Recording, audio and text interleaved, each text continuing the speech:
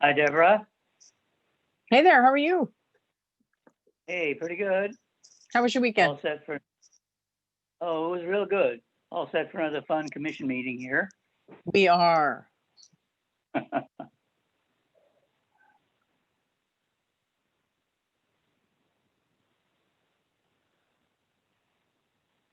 I got my garden planted. Oh, congratulations. Well, I planted the tomatoes last weekend, or was it the weekend before? But I still had some space. So now I have corn and onions and what else? Peppers and eggplant, one little eggplant, one wee little French eggplant, and then French beans. That's great. Congratulations. Oh, is that your pandemic garden? Yes. Well, actually, it's sort of my post-dad garden. You know, it was just so hard to do it. And he loved tomatoes and loved gardening until he couldn't do it anymore. So I thought that this was kind of in his honor. And I, you know, it's a good excuse to go out there and dig. So.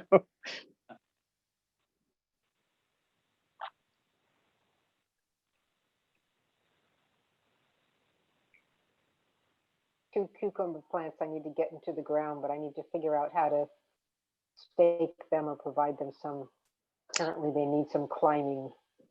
Uh-oh. Well, do you have a trellis somewhere, or do you have to get a? I'm sure that Friedman's has, Yeah, has a right. trellis. Many choices of Yeah. trellises. Yeah. How was your weekend? That in general. Let's see. Did you go to any of the protests? Yeah, I didn't either. No. No, I me saw- neither. I feel status deprived because I haven't even smelled any of the tear gas. I'm watching with great interest, and I feel terrible that I'm not being supportive. But, and you know, Lafayette Park in Washington. Honestly, I feel so sorry for those folks. It's 1968 all over again. It totally is. And I was there in 1968. I was in Washington in 1968.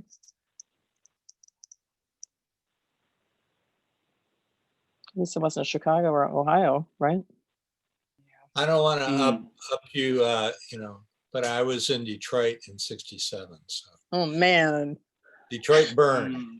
Yeah, My it family did. moved out to the suburbs. So did DC. Wow. That was bad. This is pretty peaceful so far. So far, but now the Yeah. president's involved. So who knows? Yeah. Yeah, And really. people are taking a knee at 8 o'clock tonight. So That's good. There's a protest in Windsor tonight, which I was kind of surprised at. Is there a curfew in Windsor? I do not believe so, but I don't know. I will have to look. I like Obama's response. It's one word: vote. So That's right. That's right. At least it wasn't nuts. yeah, Different generation. yeah.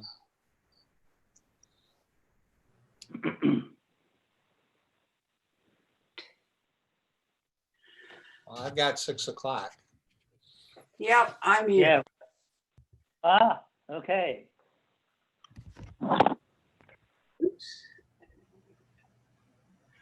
Okay. Well, I have 5:59 and 47 seconds. Oh, Me too. Who all is here? Oh, let's see, is that the one? Okay, here we go. Hi, Vince. Let's see. Hello, everyone. Welcome. Vince? Thank you. Okay, we are all here. I call the meeting to order, and I need to do a roll call of the commissioners to see who is present. David Cahill, Here. Vince Doherty, Here. Deborah Doyle, Here. Andy Elkind, Here? Paul Heavenridge, Here? Tom Hauser. Tom? I see his name. but- Yeah, he's there. Okay, Barbara McKenzie, Here. Randall Neff. Randall? Okay. Karen Schneider, Here. Stephen Zolman, Here. okay, and I'm here. And Tom? Okay, I see his name, so I'm going to assume that's the correct Tom. All righty. Are there any announcements? I have one, so I'm going to start. First, I'd like to welcome Vince Doherty here, who is the commissioner from Cotati now. And it is very nice to have you here. Would you like to say anything to start? Just want to thank you all for welcoming me. I spoke with a few of you throughout the last couple of weeks, and I'm just excited to join the process and learn as much as I can, and hopefully I can contribute some meaningful things here. Okie dokie. Yeah, I told Vince it was too bad that he could not be shown the secret handshake. I just also want to say I'm glad I chose a really calm time to. Oh, yeah. join. So, Yeah. Wise, wise absolutely the man. best, yeah. no learning curve there. Uh, Okay, or at least you could all blame it always on the learning curve, you know. Well, I didn't learn that yet. That is true. Are there any other announcements? Reese, I have a proposed change to the order of agenda items. I Yes, would like to move our closed session to ahead of the approval of the budget. I think once we understand more about our labor negotiations, the budget approval should go much more smoothly. I had already planned to move it so that we did it right after the public announcements or the public comments. So it'll be item number 5 technically, along with the reopening of it. Okay. So that's, anything else? There is another change to the agenda that I need to say. Bruce Robinson has requested the removal of his resolution for this month. He would like to wait and have it done next month. Yeah, he would just feel better at that point in time, and so he would like to do it then. So that's going to be removed. So anything else? Any other announcements? Okay, so we're going to move on into the presentations. And Kathy DeWeese and Morgan Pershing are going to be giving it regarding the summer reading program. So Morgan and Kathy, you're on.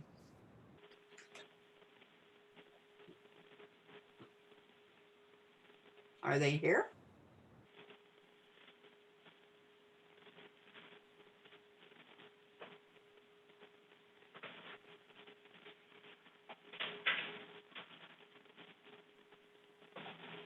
Morgan, Kathy?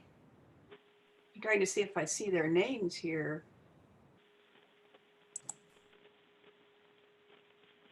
No, I don't see their names. Okay, so let's push them forward a little bit. And we will move on to the comments. I understand Jane has some comments, public comments to be read into the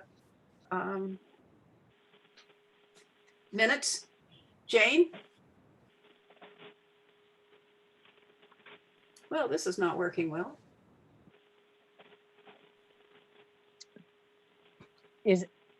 Are any of the staff able to say something? I'm sorry, I don't mean to interrupt, but This is Vicky. I can read the comments from the email if you would like. This is Vicky. hey, Vicky. Okay, I guess. Jane doesn't seem to be on the call. We'll try to reach her via cell phone. In the meantime, would you like me to read those emails? Sure. Sure. Sorry. Let me get them up here. Give me a moment, please. Can you, well, okay.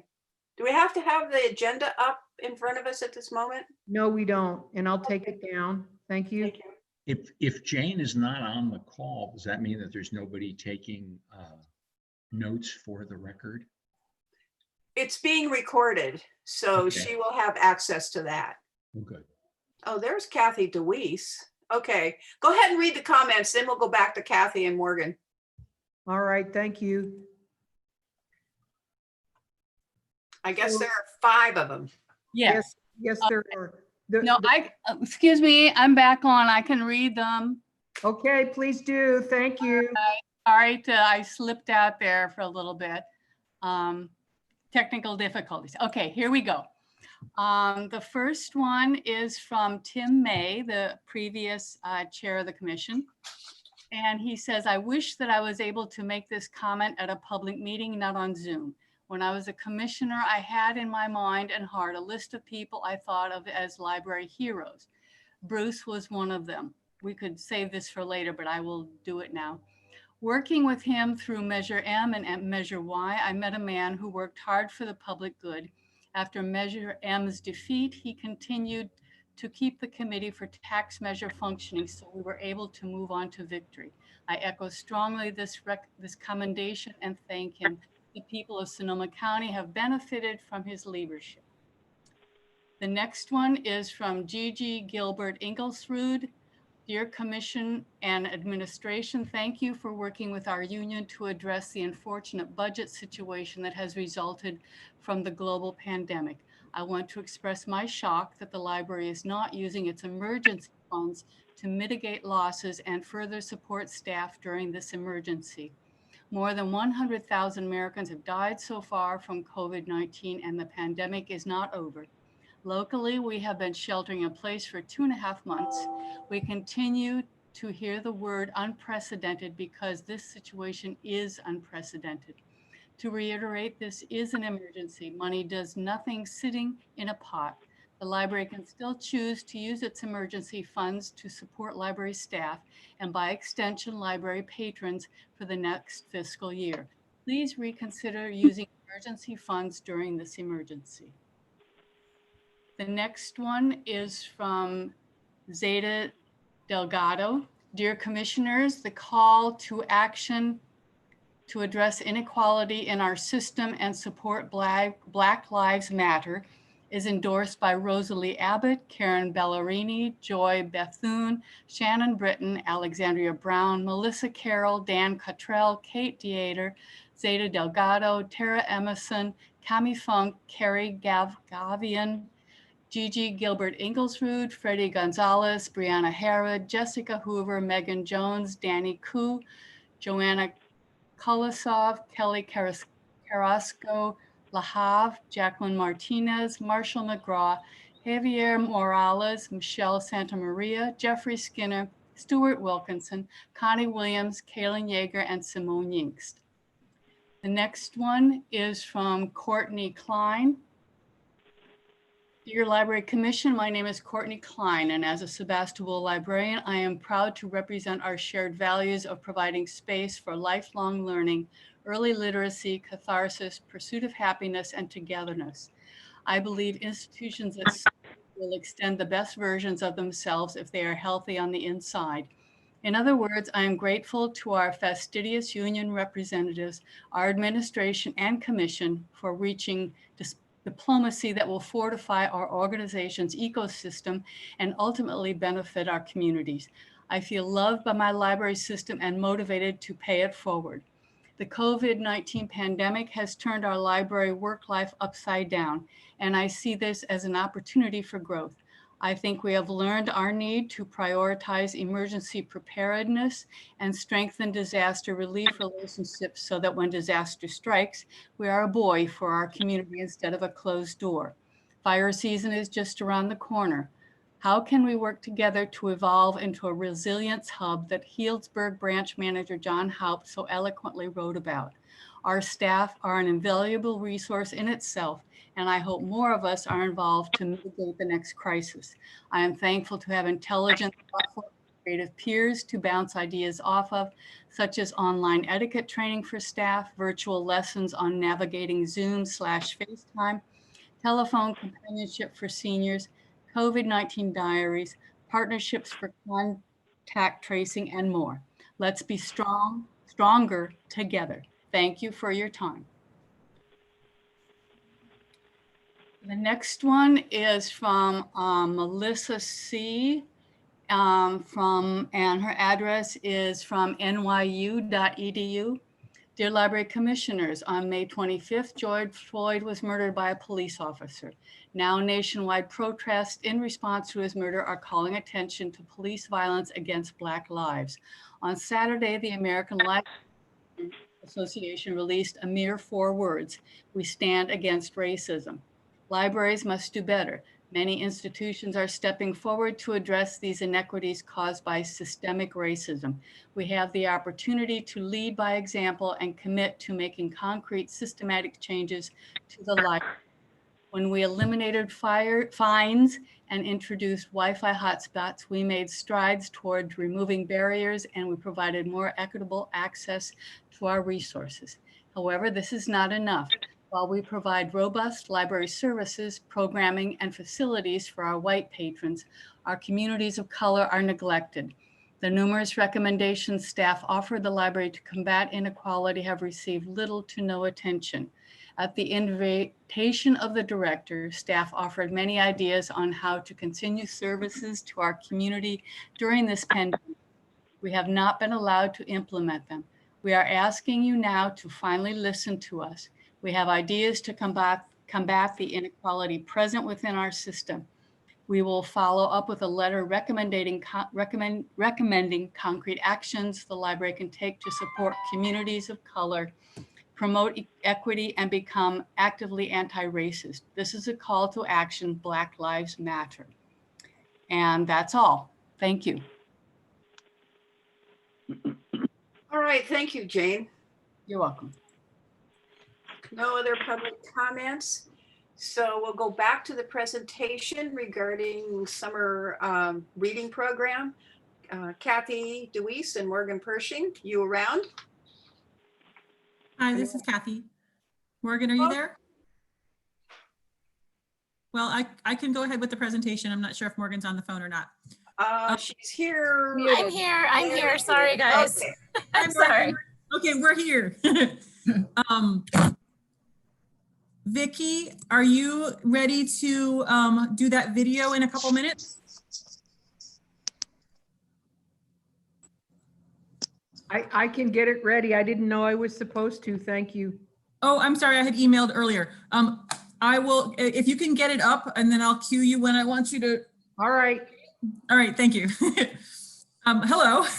So we are here today to share information about this year's modified summer reading program.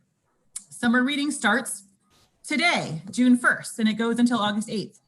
You can sign up right now online at sonomalibrary.beanstack.org or on your phone through the Beanstack Tracker app. So we wrote up an overview in the commission packet, and we will share some more information tonight. But first, we would like to share the promotional video that was coordinated, created, and produced by staff, if Vicky has it ready. I could share screen and do it if I'm allowed to.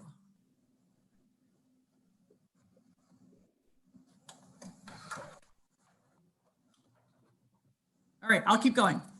I don't care if you share the screen. I don't know how to do it, so. All right, I'm gonna see if I can just go ahead and do that. It's okay if she does. All right, here it is.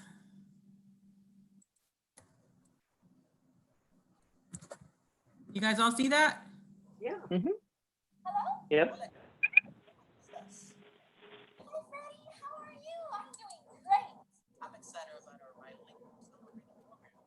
Can't hear it, Kathy. Can't hear it at all? Barely.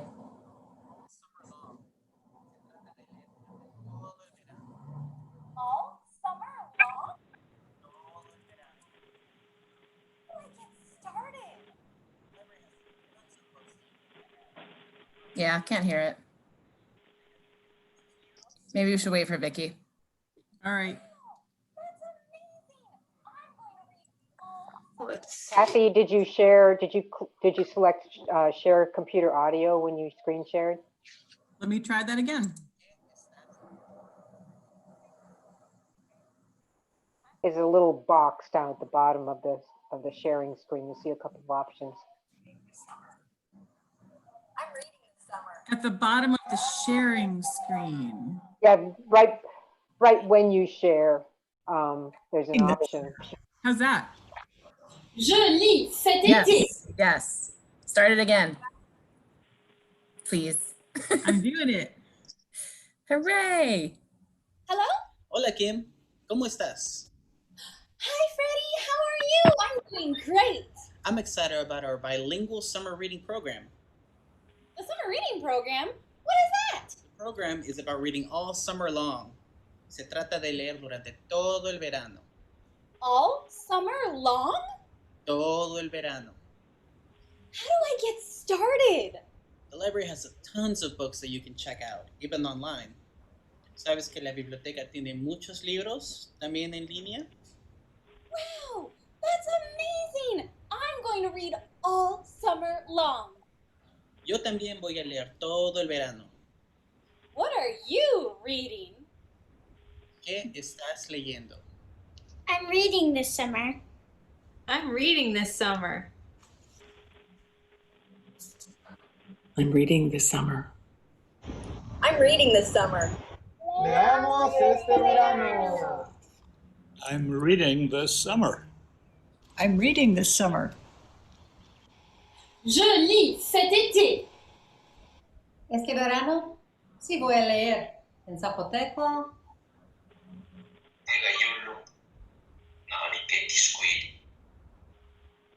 Leamos este verano.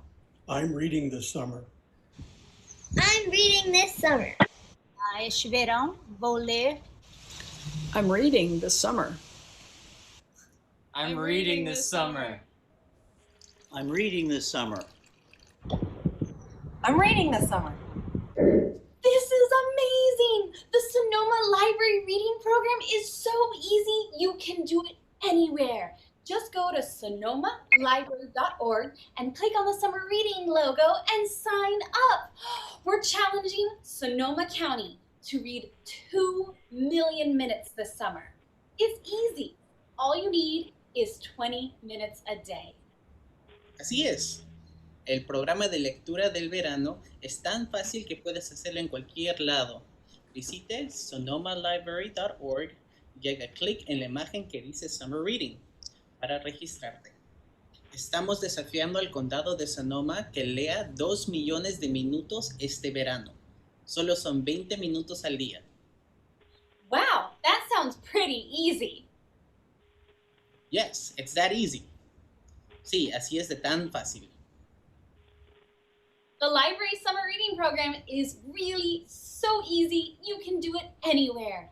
Go to sonomalibrary.beanstack.org to sign yourself up and your whole family. El programa de lectura del verano es tan fácil que puedes hacerlo en cualquier lado.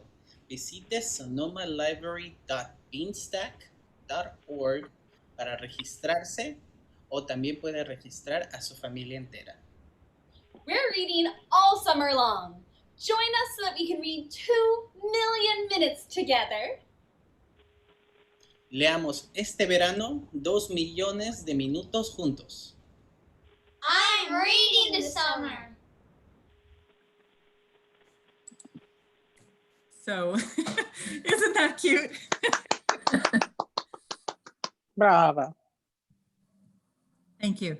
So thank you to all who participated in our first summer reading video. We thank you to Ray, to Bridget, to Kim and Freddie, and all of the other talent. I saw some familiar faces in there. Oh, what? Hang on, I got something is running now. Go away. All right, there we go. It was the next video and the YouTube thing was started playing. So anyway, so once it became clear back in, say, early spring that the shelter-in-place mandates were going to extend the summer, a team of our public service staff met to determine how to adapt our summer plans. Our aims were to maintain the focus on reading and to really simplify the process for patrons and staff. Our updated program is building on the structures we've used for other reading programs, including last year's summer reading program, the winter reading challenge, the 1,000 books before kindergarten, and then the various reading challenges we brought forward once the shelter-in-place mandate landed. And then the goals of this year's Adapted Summer Reading 2020 is to foster a culture of reading in our community and to encourage participants to read 20 minutes a day. One major difference is that summer reading will be one program for all ages, and it will be a minutes-based reading challenge. We can still run reports and numbers on the age-based participation, but we needed to simplify the process. We also shifted from the book-based challenge to the minutes-based challenge in order to assure greater equity between the reading efforts. So the effort you put into reading 5 picture books is much different from the effort you put into reading 5 Harry Potter books. And if you're an adult learner versus a college graduate, we wanted to promote a greater equity of the effort you're putting into it. That's why we moved to the minutes challenge. We mentioned that the program is encouraging participants to read 960 minutes over the course of the summer, and this is based on that read 20 minutes a day best practice to combat the summer slide. Our community goal of 2 million minutes is based on the success we had with the Winter Reading Challenge, where we accomplished 1 million minutes in 1 month. So we said, hey, let's double that. And our primary goal of summer reading is still to encourage our residents to read all summer long and to be part of the community of readers. We are offering both online tracking through the Beanstack and the Tracker app, and we are also offering paper logs. In both types of logging, the patrons record the number of minutes, and then all reading logged between June 1st and August 8th will count toward the challenge. Another major difference is in the program promotion. We normally have a big push of printed materials, including information sent home to every school in every district, printed event schedules that promote events around summer reading. But with the schools in distance learning modes and the libraries closed, we're taking a different approach. We've invested more in radio and print marketing. The entire reading log has been printed in local newspapers several times already. We're doing social media pushes, including creation of that cool video that many of you participated in. And we're also distributing reading logs to sites that will be serving summer lunch to children, as well as we're planning to include those reading logs in the curbside pickup bags. One more thing that we're keeping from last summer is the concept of rewarding reading with more reading. We got a lot of positive feedback with the incentives of free books or coupons to friends book sales as prizes for all age levels. And so we will be doing that again, but the books and the coupons will be collected only once the libraries are able to reopen. We mentioned earlier that we're continuing our use of the Beanstack online reading management platform. The online component has the potential to reduce paper use, and it also offers a point of use access for people to log reading on their own time at their point of need. It gathers accurate statistics about participation, completion, and number of minutes and books read, and then it allows us to quickly demonstrate the value of our programs to our stakeholders. So with all those kind of changes and adaptations, kind of pulling it together by the seat of our pants with only really a small team working on it with us. I think that we have pulled together a really positive program and we're really excited about it. And I encourage you all to sign up for summer reading and to participate in our Sonoma County community of readers. Summer reading is for adults too, everyone. All ages. So questions, we would love to take some questions. Barbara. Thank you. I know what it's like to pull something together by the seat of your pants, so well done. I missed seeing you in your wizard outfit or one of your other costumes. We talked about that. I just wanted to say, I noticed in the report that it mentioned something about financial restrictions or something this year, kind of limiting what could be done. And I know it was really more a matter of time probably than anything, but I wanted to remind people that in years past, and not that many years past, that the Friends of the Library used to pay and enjoy paying for the summer reading program. It got switched to the foundation just to kind of give them something to pay for. And so the Friends actually like paying for the summer reading program. So in the future, I'm sure I'm not the only one that is going to suggest this, but I hope that this might be something that we could bring back for the Friends to fund. And thank you for all your efforts and appreciate it very much. Thank you. Thanks, Barbara.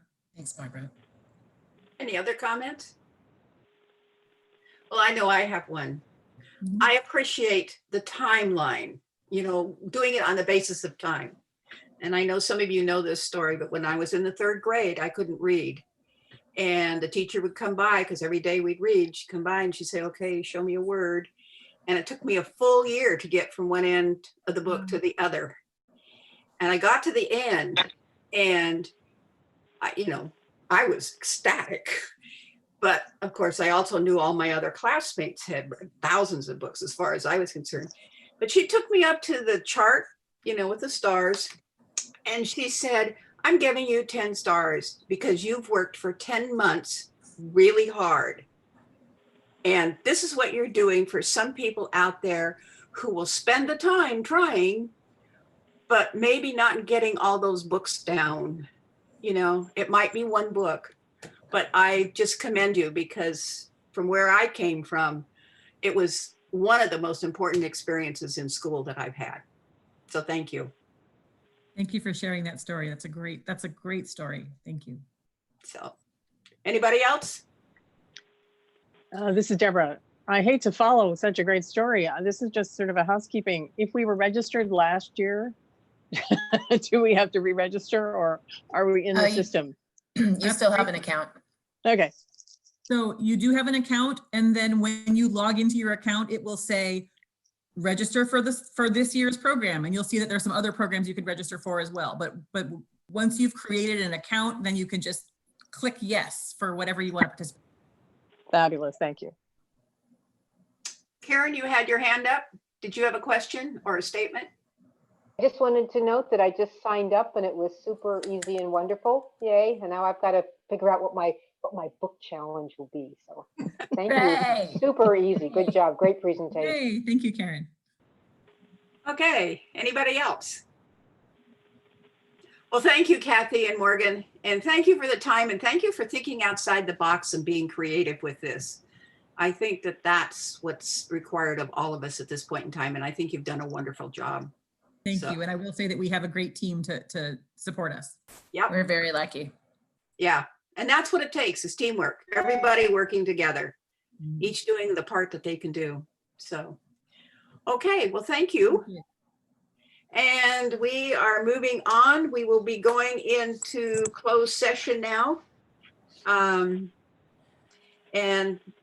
thank you for those of you who are going to be hanging out and putting up with this time delay, but we needed to do this first and early on in our thing.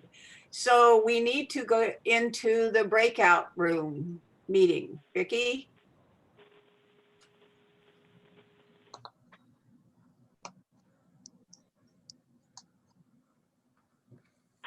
So I'll put you into the breakout room right now, Reese. Oh, that's Rano. Okay, so it's Rano we're dealing with. Sorry. Okay, thank you. And for those of us who need to go into it whenever we see it come up on our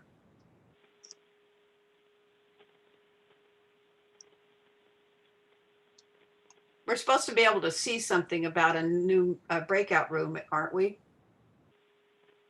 We should see an invitation to enter a breakout room. Yeah. Okay. He's working on getting you folks there. Just a little patience, please. Okay. Yeah. No, that's fine. That's fine. No, I have a book I'm reading and it's like 900 pages long and it's taking me a bit of time. I've been reading it for about 5 months now. So, and I'm about halfway through maybe if I feel lucky. You'll get a lot of minutes for that, Reese. I know. I got this by curbside checkout.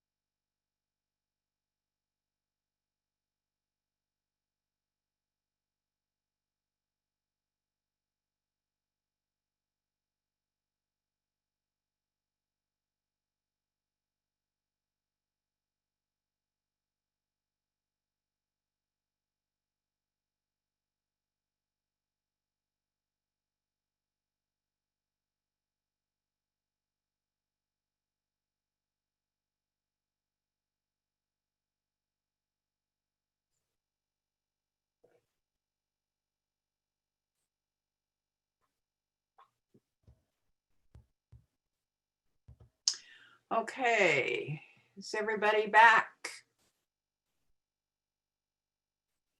Not quite.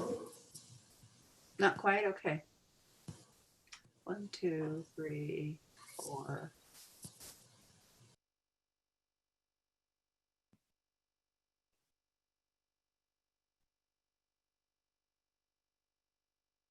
One, 2, 3, 4, 5, 6. Resize closed the breakout room, so everybody's going to be coming back in about 30 seconds, even if they don't leave. Okay. Thank you, Rona.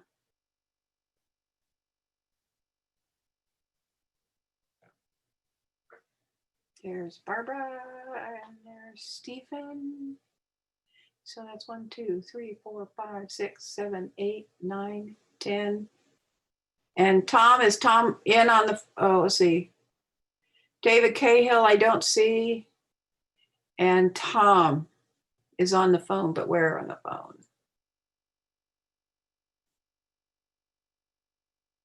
Okay.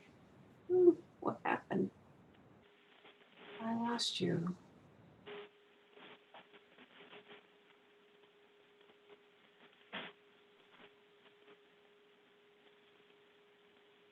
What are we doing? We're just putting the agenda back up, and I believe that everybody should be back with you, David Cahill and Tom. And Okay, how do I get? click on your participants. I can't, I don't even have participants. I just have.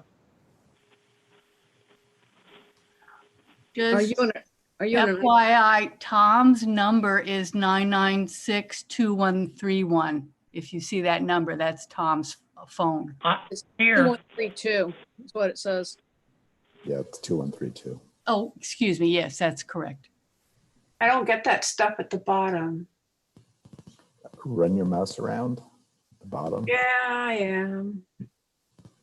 Okay, well.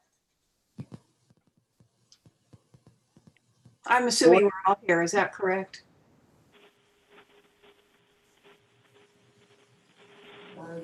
Yeah, we have 32 participants now. Okay. Yes. Okay. Ever onward. Where's my thing? There was no action taken in closed session to report on. So we will move on to the library advisory boards. They don't have any appointments to make there or with the friends or anything like that. No reports. So we're down to director's report.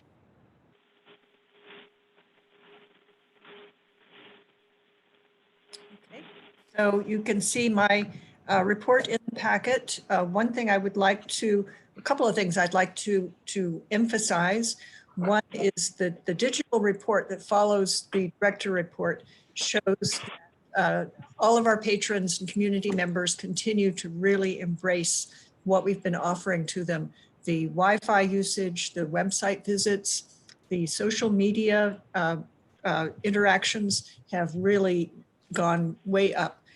We started offering video programs, and so far in the month of May, we did 16 different video programs, everything from story time, pajama story time, French story time, ukulele classes, just a wide variety. And those videos, those 16 videos were viewed in excess of 7,300 times. So I think we've a solution that really works for what we can offer to people at this time. We are bringing more staff back to work on a telecommuting basis or in the locations that are now open partway. We now have the adult literacy staff working telecommuting. The branch managers are working, and several other staff members to provide the curbside service, which began today. I would like to read you a little bit, a message that I received from Lana Adlawan and Sarah Ventries. She says, they say, we were busy at all locations. The phones were ringing off the hook at branches and at our central Ask Us phone number. Our tier 1 locations, Central and Rohnert Park, had the highest number of submissions, with Central logging 225 requests for materials as of 3 p.m. today. Every location had patrons pick up materials today, including 20 patrons at Guerneville. We had one little hiccup with the phones this morning, but Vicky sorted it out quickly. All in all, a great day of service for our staff and our patrons across the county.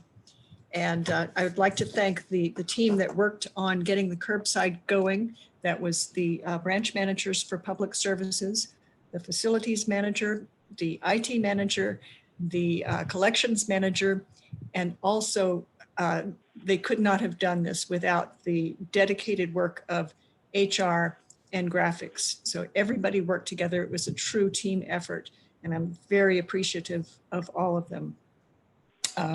One more thing to point out, our very own Phil Hoft and Sandra Breedlove were named in the 40 under 40 as ones to watch. So we're really proud of them, and we will indeed keep watching them. And that's my director's report.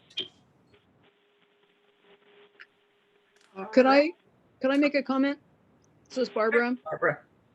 Anne, I just wanted to thank you again for your weekly updates to the commission. I think they're, especially in this just crazy time, they're just really helpful. So thank you for doing that. Appreciate it. You're very welcome. Okay. So, and within the management reports, nothing in particular until we get down to the budget and finance. Do you want to do any kind of report, Jody? I do.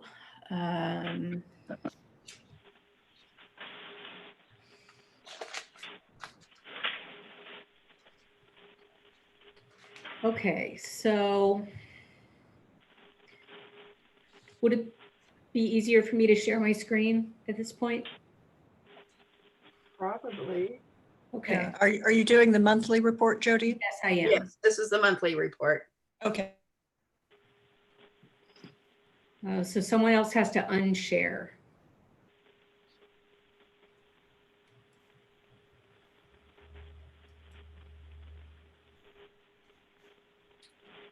There we go.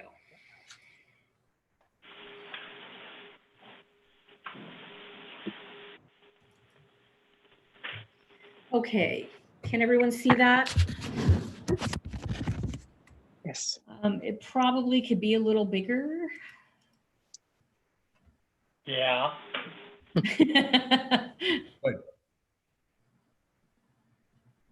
Okay.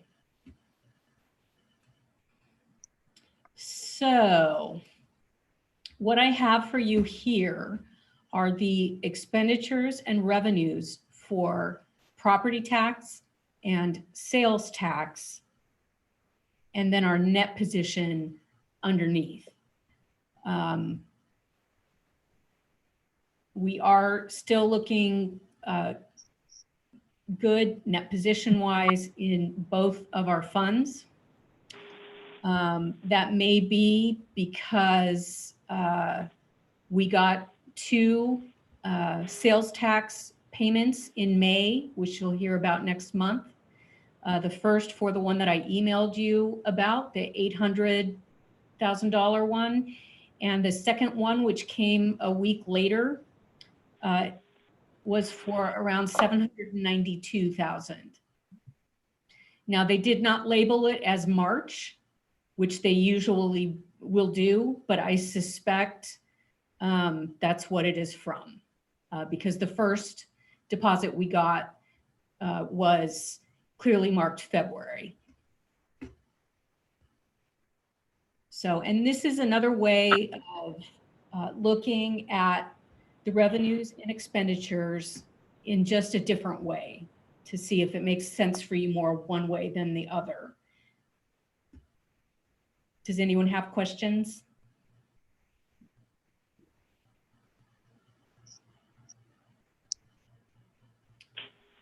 Great, okay.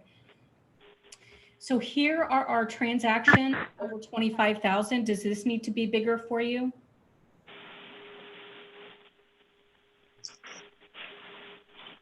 No, okay. This No, looks I good. highlighted the one in April, so that you can see where our money is going. There we go. Thank you.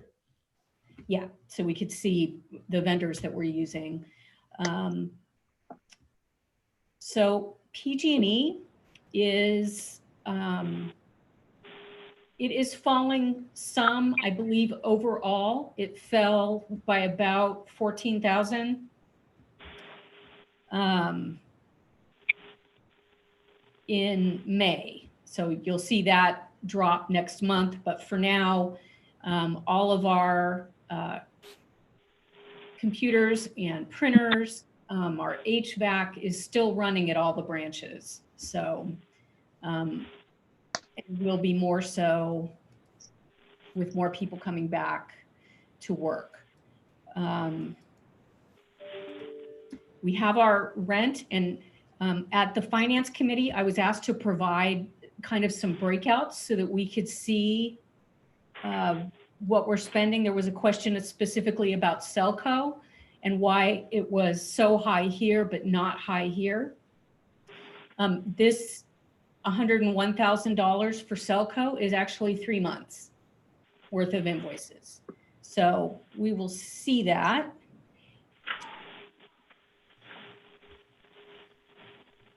And then we have our expenditures for 2 new facilities trucks.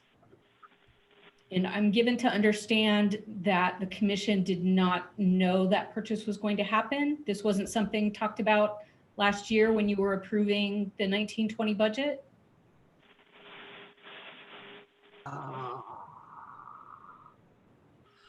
Check that. No?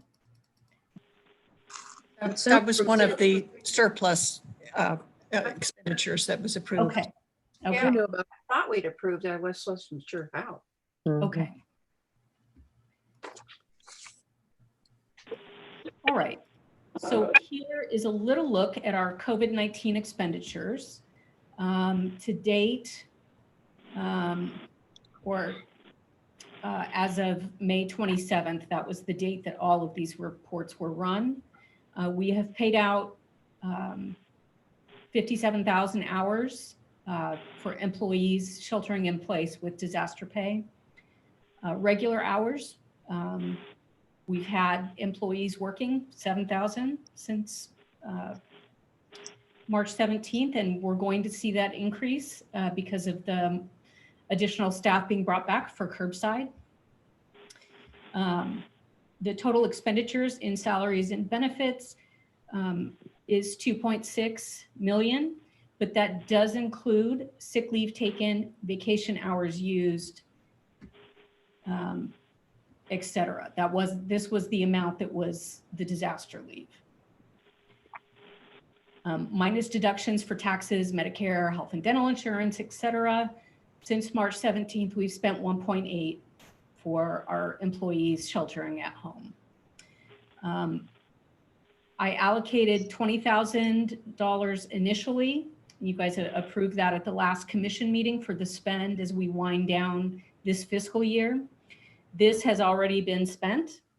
I have allocated another 50,000, and that is quickly being spent. The expenditures that I'm seeing are primarily protective equipment for our employees. There will be plexiglass at the branches when those are open to the public again. PPEs, gloves, paper bags for curbside pickups. So things that we've not had to contend with before have been kind of the expenditures here. Okay. Cody, this is Yeah. Barbara. Just a quick question. Are you able to get PPE? Is it available? Yes. Thank you.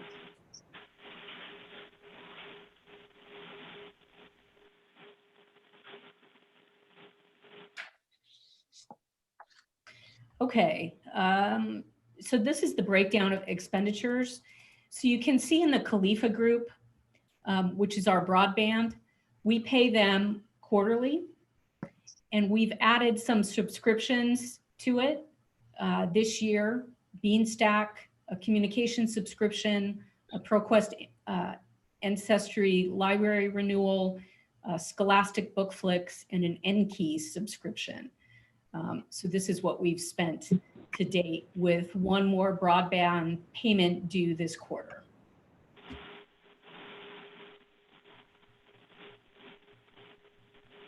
Okay, and here are our rents. So we pay rent currently at 4 of our locations, our branch locations. At headquarters, this was broken out for a while. I was guessing that they rolled it into this amount, but the difference between this 38,000 and 41,000 is not this 3,033. So it looks like our average payment is 41,369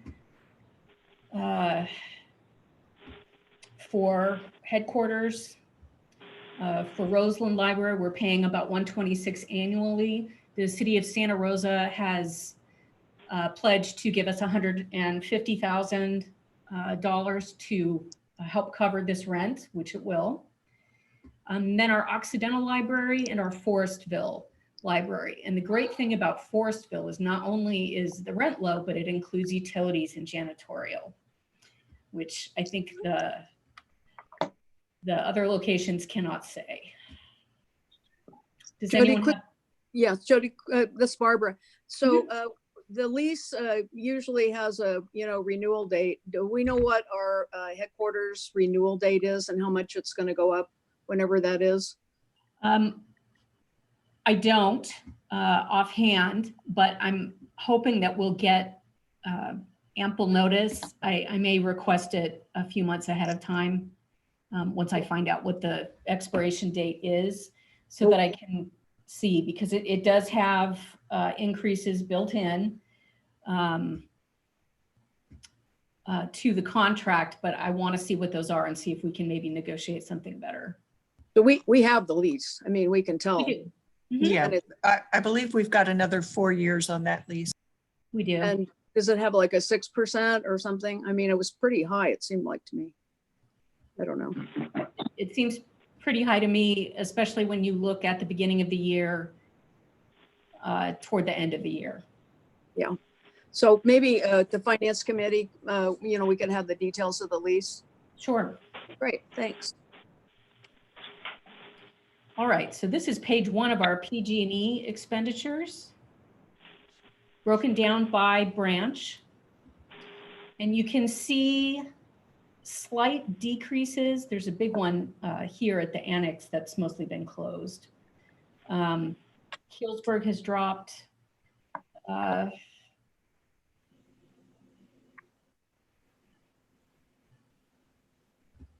This is Unit B, which I believe facilities or IT uses. And then the power for headquarters has seen a decrease.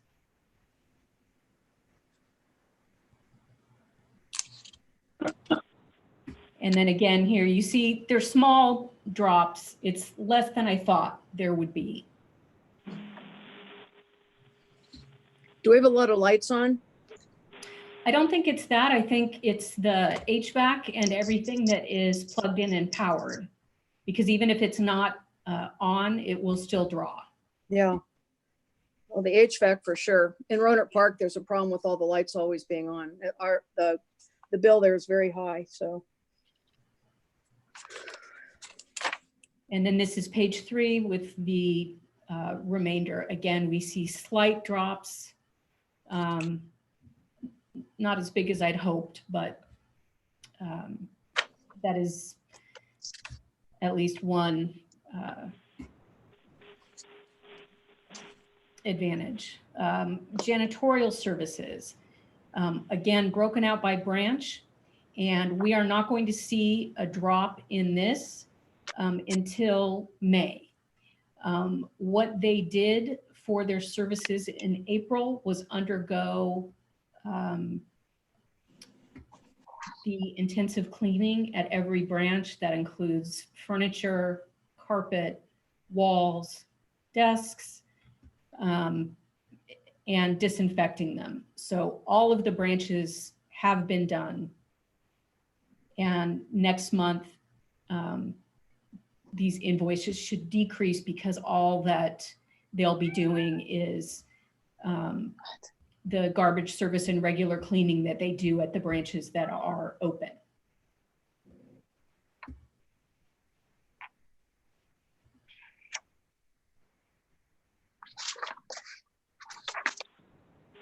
And here are janitorial services for page 3.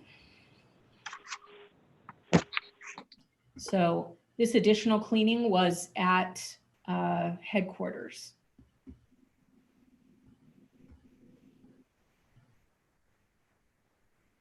Okay. So this is our Verizon accounts. We have our hotspots. You can see fairly regular payments here, our staff cell phones, and then voice and data. And I believe this covers all of the branches. It's our systematic VoIP system that our phones use, our desktops use. Okay, does anyone have any questions on that?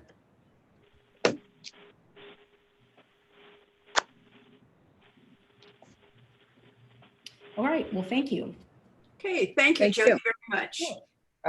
This is Stephen and Jody, before I forget, so the OPEB payments, I think that was listed somewhere in here, and you did indicate that we are current, but I did notice that we were supposed to pay in January, right? I didn't see that listed. The January payment has not been made, and that is going to be in the budget presentation. Oh, okay. It's my understanding that there are 2 $750,000 payments made each year, but the payment made in October was for 1.5 million. So essentially that covered both payments for the year. Okay, great, thanks. This is Tom Hauser. I think we're paid up for the 1920 fiscal year. It's the 2021 and after where we're supposed to be, under our policy, we're supposed to pay $750,000 each fiscal year. Yes. So we're paid up right now. Yes. Thanks, Tom. Agree. I'm sorry. This is Andy. Hi, Andy. Going back to Stephen's question, I understand we're supposed to make a $750,000 OPEB payment every year, but I thought that there were catch-up payments that we were required to make, and that one of those was supposed to happen in January. I, like Stephen, thought that did not happen, but I saw some email correspondence today where some of you seem to believe that it had. Can we get clarity We're on going to look at all of the dates of all of the past payments. To date, we've paid into the OPEB trust to the tune of about 5.3 million. And we will see that laid out in the budget presentation. Do you want to talk about that now or do the budget? I'm willing to wait, but I do want to, get, because we're hearing both sides of this. I would like to resolve this issue finally tonight if we could. Right. I'd like to comment when we get there. Okay. Okay. Any more questions regarding the monthly finance report? Thank you, Jody. Thank you, Jody, very much. Thanks, Jody. Appreciate it. I actually understood it. Okay. So we're moving into the commissioner reports, and I start as chair. There are two things I want to highlight from my report. First of all, I want to thank Anne for starting to do the updates to the commissioners. It makes it very much easier to sort of get at least an idea of what's happening and feel like, and it's not, I think I told you this at one point, you don't need to raise our morale. We're not in that same place that a lot of the staff people are. So you can just be hardcore with us and just tell us what's going on simply and succinctly, bullet point, some way like that. So, and I want to thank you because I'm actually getting it. And a second one is attending meetings. Now, I found out that we can go to a meeting, a committee meeting, where there might be a quorum, or you would make a quorum. You can only go as public, and you cannot make any comments, ask any questions, make any kinds of statements, interact in any way with anybody in that time. But you can go and listen and gather the information. You can't go back out of the room and start talking about that information with somebody else. You have to just keep it inside you and process it unless it comes up in an open meeting, and then it could come forth. Okay? There is one question that was raised the end of last week, which I have not found out the answer to, that alternates, there's a question of whether alternates can go or not. And that I will find out for you and clarify that. So, but as it stands now, if you're not a member of the committee in any way, shape, or form, even if you push over, but you do not have the public right to speak. You only have the public right to sit there. So, and the reason we weren't doing that is because originally we were told we couldn't. We absolutely could not be in the room with any kind of library discussion going on where we would have created a quorum. So that is why we weren't encouraging that, weren't allowing that, however you want to perceive it. But now we found out that that's not necessarily true, that we were given incorrect information to begin with and have been operating under incorrect information. Deborah. Well, actually, it wasn't, it was good information for the time, but there was a hoorah, there was a problem with a commission elsewhere in the state, and it was a smaller commission than we are, and that library was sued because someone decided that she wanted to attend the finance committee meeting when she did not sit on it, and so they were sued, and he won. And so then the next year the legislature fixed it and said, yes, in fact, you can go if you're just listening to it. But yeah, so. I know when I did my research, the whole thing was done in 1998. And then I thought, well, gosh, you know, that's 10 years ago, 20 years ago. And so I did some research and I found a piece that was dated 2010 and one that was dated 2000, either 14 or 16, that verified the fact that we could go. So if you want those papers, I can send them to you. Just drop me a note and I'll get them off. Yes, Barbara? Just a quick thing, the bylaws committee has taken up this issue of alternates, and because we haven't quite gotten the bylaws all the way through the commission, but I believe it is a bylaws issue and our bylaws are silent on it. So we're adding a section about, you know, you can have an alternate represent you on the committee, but at this point in time, I think it's kind of an open issue. I know, I don't know if it was last year or the year before, all of a sudden it seemed like I had tons of people and no place to assign them. So a couple of them I just assigned as alternates, and I sort of took that upon myself to do, which was probably not correct procedure. In any case, I hope I haven't created a problem, but that's what happened, and that's how we got alternates. So I apologize if I created a problem.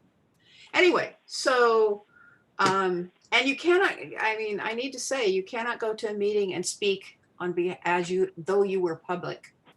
You cannot give that caveat and say, well, I'm here as public, I'm not here as, you know, a commissioner. That's not acceptable. So just FYI. So that means, especially with the Zooming, it'll be easy to check in on some of these committee meetings and see what's happening and get your information.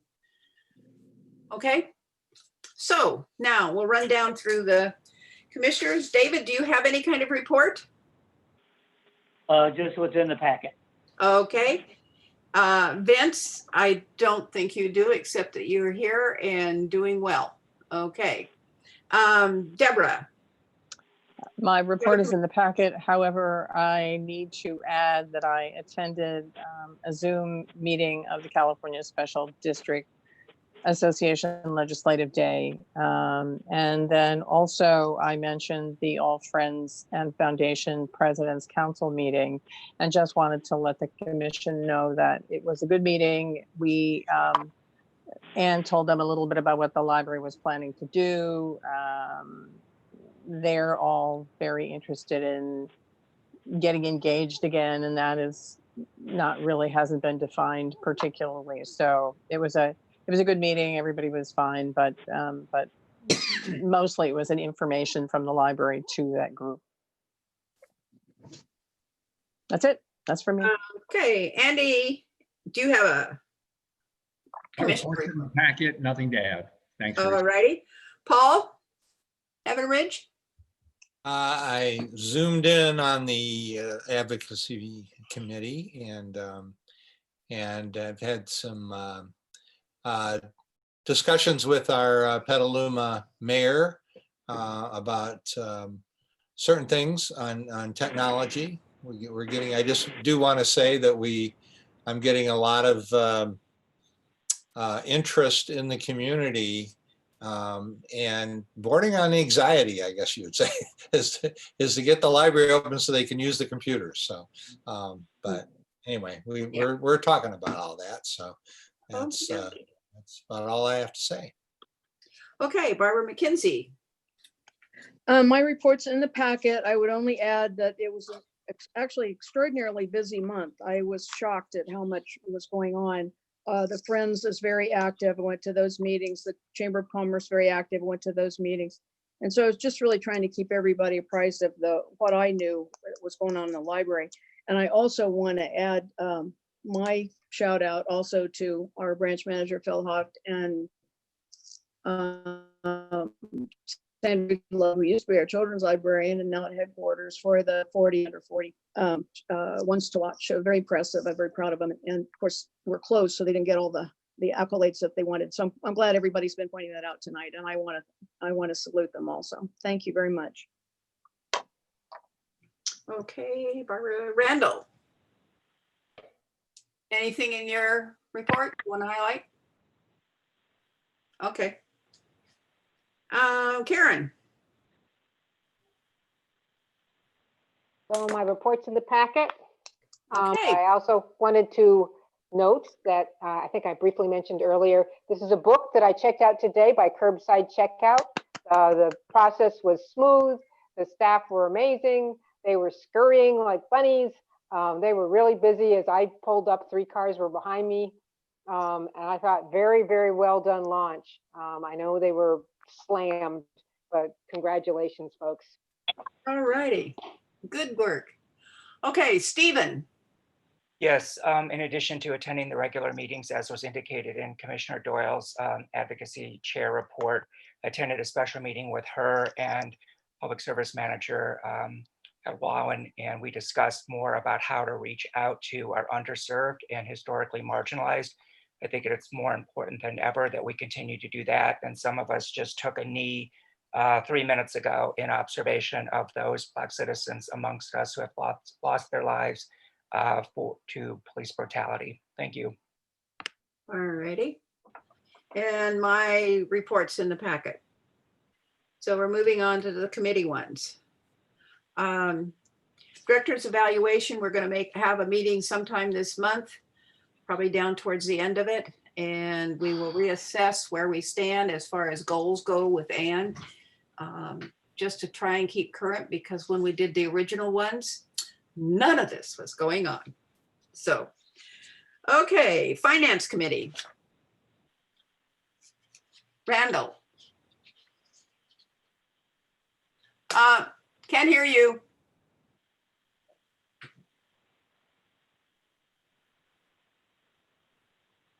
Still can't hear you.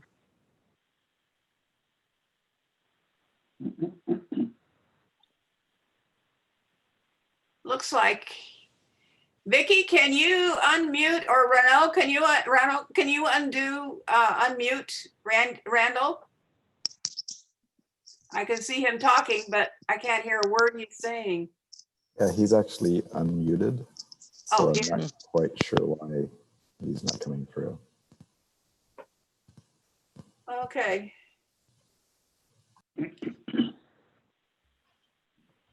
Okay, Randall, I'll move on and come back to you. Try and remember to anyway. Okay, advocacy committee, Deborah. Advocacy is in the packet. As Commissioner Zolman pointed out, we had some interesting conversations. And one of the things we talked about in the full committee meeting was to touch base with all of the commissioners to really put together kind of not a chart, but we want to touch base with you and see who you know in the community, what organizations you belong to, what organizations you're aware of, and really start building a list of people and organizations that we should be reaching out to, whether we belong to them currently or not. And I didn't want to send out just a sort of a blunt letter to you all or a blunt email to you all. So I wanted to kind of prep you for that. And then as we're moving down the road, I think that we also talked about perhaps identifying ambassadors, maybe people who have been on the commission, people who have been on our labs, people who are in the library family, if you will, but would be willing to talk to the community about maybe the changes that we're going to be making, or the or as we're moving forward, making sure that the word gets spread out. And then as Commissioner Zolman and I were talking, it of course dawned on me that Mr. Hawley would have lots of information, and because he has been going where no man has gone before with this library, he has probably built up his own lists. So I wanted to ask him to talk to the commission about the kind of lists that he already uses and what we can help expand and what we can do on our own, because there's a difference between the voice of a library employee and the voice of a commissioner. So Ray, if you could talk to that point, that would be wonderful.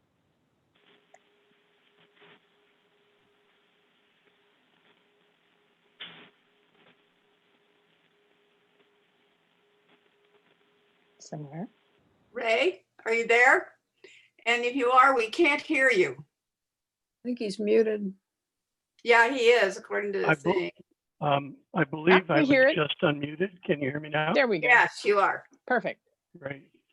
Thank you, Chair Foxen and Commissioners. Thank you, Commissioner Doyle, for that introduction. Ray Hawley here, zooming in.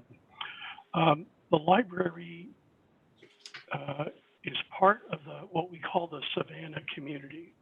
Savannah is a subscription database marketing product. You may have heard of it by the name of the company. The company's name is Orange Boy. And in case you're curious, the husband and wife who founded the company have a cat named Orange Boy, and hence they named their multi-million-dollar library marketing company after their cat. So we are a member of the Savannah community, along with many, many libraries all over the country and the world. The Savannah platform allows us to, within the realm of patron privacy, track patron activity. So for example, we're able to know which branches that patron number 1, 2, 3, 4, 5, 6, 7 uses, that sort of thing.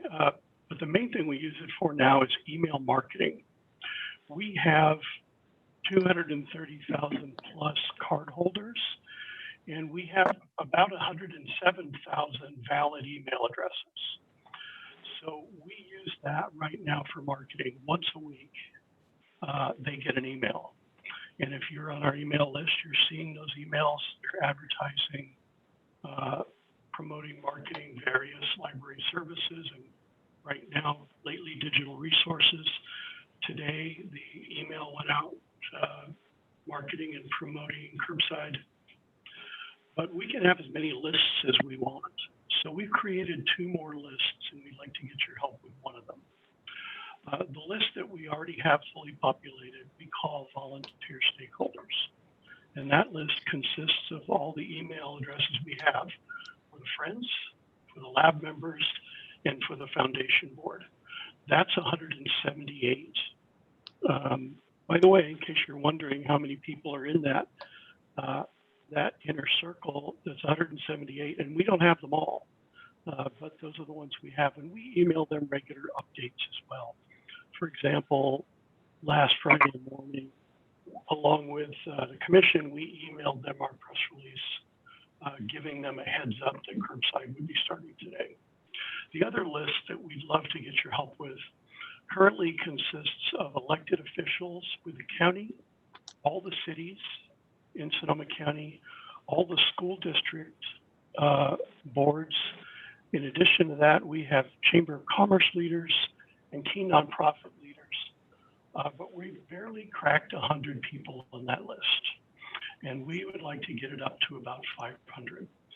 So we're looking for you to provide us names and email addresses for people that you consider a community partner with the library. They might be someone you know on a board you sit on, a key exec at a business or a nonprofit, key leader at a nonprofit, either board or staff leader. I attended a workshop a few months ago on emergency communications, and I was really inspired by a program in San Diego called the Partner Relay. And the County of San Diego has partners throughout the community, and each partner is a nonprofit that serves a specific clientele, ethnic, geographic, economic, and interest group folks. And when they need to get information out quickly, they can send an email to all their partners who will then disseminate it. We would like to do the same thing with the library. When something happens, maybe there's a closure related to a flood, you know, an ordinary flood, not an extraordinary time like we're in now, or maybe there's a new service or change in hours. We would like to be able to contact them quickly. When we need their support, we also want to contact them quickly. So if you can help us with that, we'd be really grateful. And that's the end of my presentation. I'd be happy to take questions. Anybody have any questions or comments? Okay, so we'll just send these lists to you, Ray. Will that be okay? I think maybe I'll just send out a reminder and just give everybody a sense of the format. There is also, if this seems to work, we can then, if we're looking at underserved populations that we don't reach. I mean, we do reach veterans, and we reach, you know, there are a number of underserved populations that that the staff already has a pretty good handle on, but it's the communities that perhaps we don't reach. And so keep your thinking on that as well. So it might be, we might ask for a separate list, but I think it's probably the same kind of list. It just broadens it a little bit. Thank you all. We'll send something out. Okay. Randall, did you get the sound fixed yet? I hope so. Ah, I hear you. Thank you. Okay, my report is in the packet. The important item is we voted on what we would guess would be the revenue numbers for the next fiscal year. And that is like the key item leading into the budget discussion. The rest of the stuff's all pretty straightforward. And as Jody mentioned, we got a huge sales tax payment for February, which was a full month before the shutdown. So that's it. Okay, thank you very much. Just a reminder, it has absolutely nothing to do with the current, well, yeah. Don't forget, and I'm reminding you because my memory won't be here. We have the Revenue Enhancement Committee on hiatus, which is a standing committee. And it was the one that worked with the Measure Y issues in educating the public around Measure Y and the library. Okay, because we can't go go out there and ask for money, but we can educate people as to what the library does. And the revenue enhancement worked in conjunction and was kind of a bridge between what was happening in the campaign and what was happening within the advocacy. So, and it may not be a useful committee later on. So, okay, moving on. We're going to move into the questions. We're going to move into bylaws committee, ad hoc committees, the bylaws committee. There was no meeting this month. Okay. Standard operating procedures. I know, Karen, you had some in your regular report. Was there anything you wanted to highlight in what you wrote? Just for us to all be very careful how policy matters are introduced and be mindful as commissioners that policy is in our purview and we want to manage it systematically and carefully. Thank you. Thank you. Okay, the foundation. Tom, you're the liaison for the foundation. The report is in the packet. Got it. Okay, Roseland Coalition, David. Was there anything? We don't have a report. Okay. The only thing that's happening is that the IT people put together a terrific and funny video showing the internal partitions of the new temporary branch being blown apart, set to jazz. It's on the About Roseland Library page. It also shows some wiring being drawn out. So the message is the project is moving ahead. All right. Cool. It's good to hear. Measure Y, Randall, was there a meeting this last month? No, there has not been a meeting. Okay. Friends and Foundation, Deborah already gave you an update. What about the Historical Records Commission? I understand there was a meeting this last. Okay. Maybe I got my information wrong. Okay. So we've gone through all of those. Madam Chair, do we need to ask for public comment on the committee reports? I never have before. Okay. Okay, would somebody, is there public comment on any of the commissioner reports? Okay, not hearing anything or seeing anything. Let me double check. I can't get that again. Just a technical question. This is Barbara. So we had the public comments read into the record initially. When we asked for public comment during the meeting, are they able to actually comment live? Or? Yes, there is a way for them to join and comment. Okay, thank you. Mm-hmm. Okay, so moving on, there are no lab appointments. We're down to the consent calendar.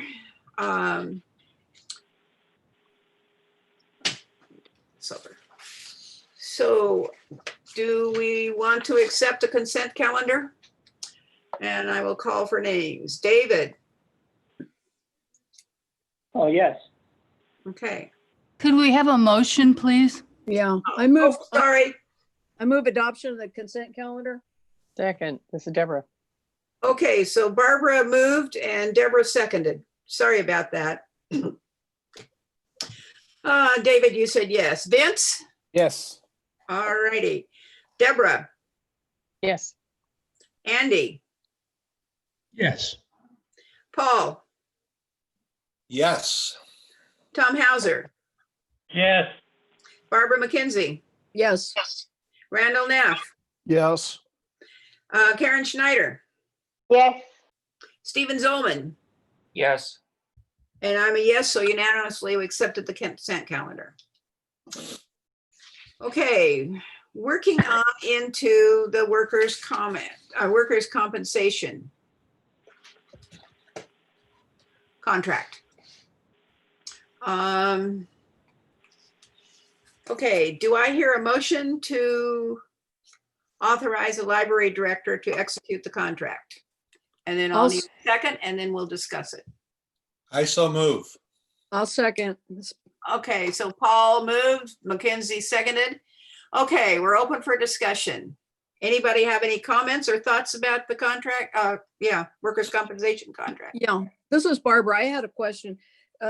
Mostly with, I thought it was a well designed move to go to a monthly. I had just a slight concern about the language about volunteers. Was the implication that we wouldn't have volunteers through the whole year or not? I believe that's correct. Suzanne, are you still on the call? I am here. Can you hear me? Yes. Okay. Yes, so it's not the implication that we will not have them for the entire year. It's just that we need to be very clear that when we do have them, we need to be notified immediately so that we can add coverage for them. So they will not be covered until we bring them back on. So it's just really important that branch managers don't say, hey, volunteers come back. We need to notify the workers' comp carrier immediately so that we can add coverage back into the policy. Okay, so that's an internal directive and you've got that covered. Yes, we just need to communicate it clearly to the branches because as you know, right now, the social distancing doesn't allow for the staff to have, to have that extra, those extra people in the branches at this time. Okay, thank you. Thank you. And this is Stephen, along those lines, as far as minimizing our liability, as far as any of the volunteers that come or would want to come and schedule their regular meetings, the Friends, Lab, etc., none of that is going to be allowed for the foreseeable future until the public health notice is corrected. Is that correct? That is correct. And Friends and Lab have never been covered by the workers' comp policy because they are well, Friends at least are their own 501c3 organization. Yeah, right. The lab would be covered though. They're volunteers. That's the question that I have as well. So are we drafting something or somehow putting out through an email that no one is to be allowed on premise unless it's cleared by the branch manager, somehow giving the Friends and Lab and anyone else that regularly meets in the buildings that they need to get clearance from the branch manager before they appear and want to come in?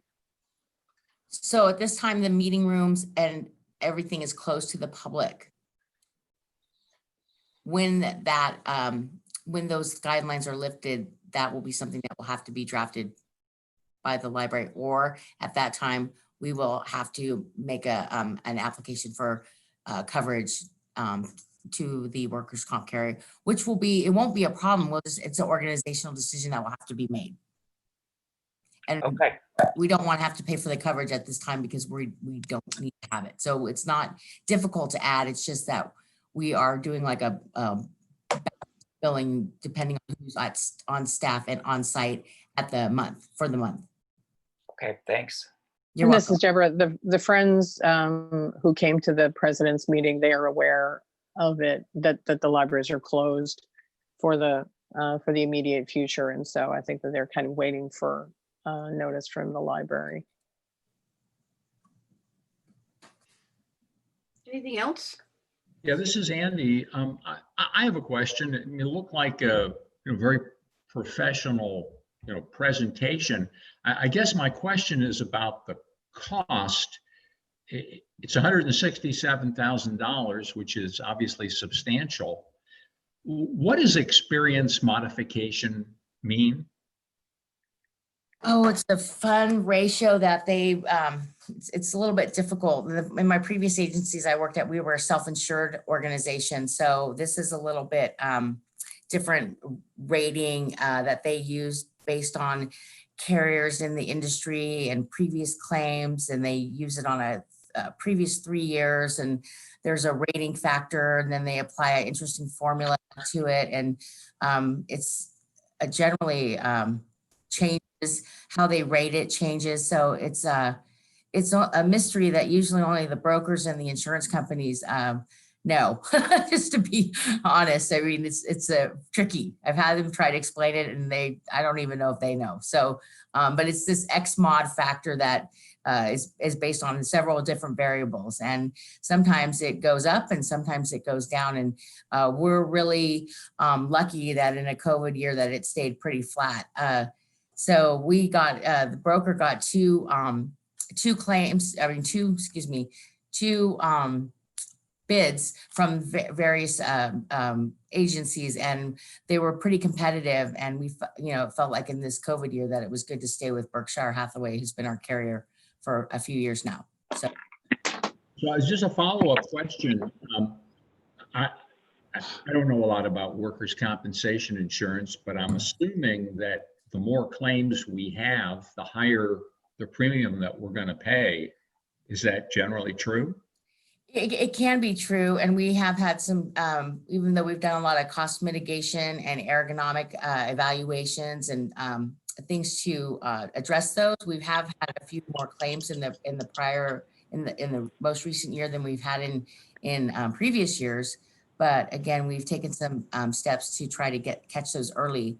So I was pleased that it was a little bit lower. Our quote was a little bit lower than last year. And so it's good that it's remained, a little bit, it didn't go up basically. So that's fine. And just my final question, obviously we want our employees to be able to work safely. And we also want to control costs on something like this. What else, if anything, can we do to reduce injuries and reduce claims? I think, we were looking at how we can, do evaluations of chairs and desks and equipment and a lot of the computer equipment and, the mice and just things that are the most simplest things, and, meet with staff and posture and just the basic, safety training when staff come in. And we've done a lot of the things early on and just try to make sure that we can give staff the ability to, we know when somebody says take a break, it doesn't necessarily mean go to the coffee room. It means just change positions and have the ability to move around and do something different. So I think that there are a lot of things. I work with, Leilani's my HR analyst. And so we're constantly exploring ways through training that we take, online training, and just working with the staff and just trying to find ways to be creative in looking at all that. So it's a constantly evolving field. And we also work with the carrier directly to learn about those opportunities as well, and keeping the managers informed and just trying to stay with the safety committee and exploring those ways in general. We were on a pretty good roll until, February, March, and then things were as they were. So it kind of put a stop to everything. Okay, well, I do appreciate what you're doing to help our folks stay safe. So thank you very much. Thank you. Thank you, Commissioner. Any other comments or questions? Okay, I'm going to open it up for public comment. Is there anybody in the public that wants to make some sort of statement? Okay, hearing none. Motion has been made by, oh geez, now I've forgotten. It hasn't been made yet. Okay, Paul? Oh. Paul Heavenridge made the motion and Barbara seconded. Seconded, okay. So all those in favor of the motion of accepting the workman's comp, David Cahill. Yes. Vince Duarte. Yes. Deborah Doyle. Yes. Andy Elkind. Yes. Paul Heavenridge. Yes. Tom Hauser. Yes. Barbara McKenzie. Yes. Randall Neff. Yes. Karen Schneider. Yes. Stephen Zollman. Yes. And Reese Foxen, yes, so unanimously passed, accepted. Okay. We're down to approving the budget for the fiscal year 2021. That's item 10.2 in the packet. Page 186, just in case anybody wants to know. Okay, do I hear a motion?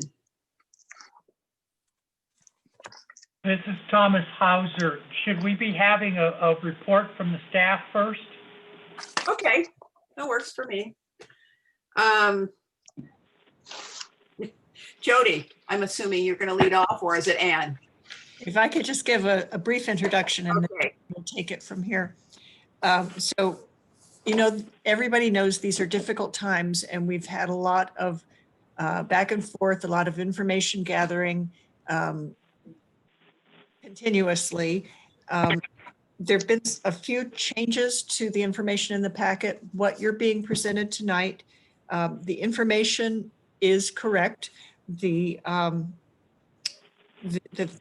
budget that we're going to be asking you to pass for the fiscal year 2021 has not changed.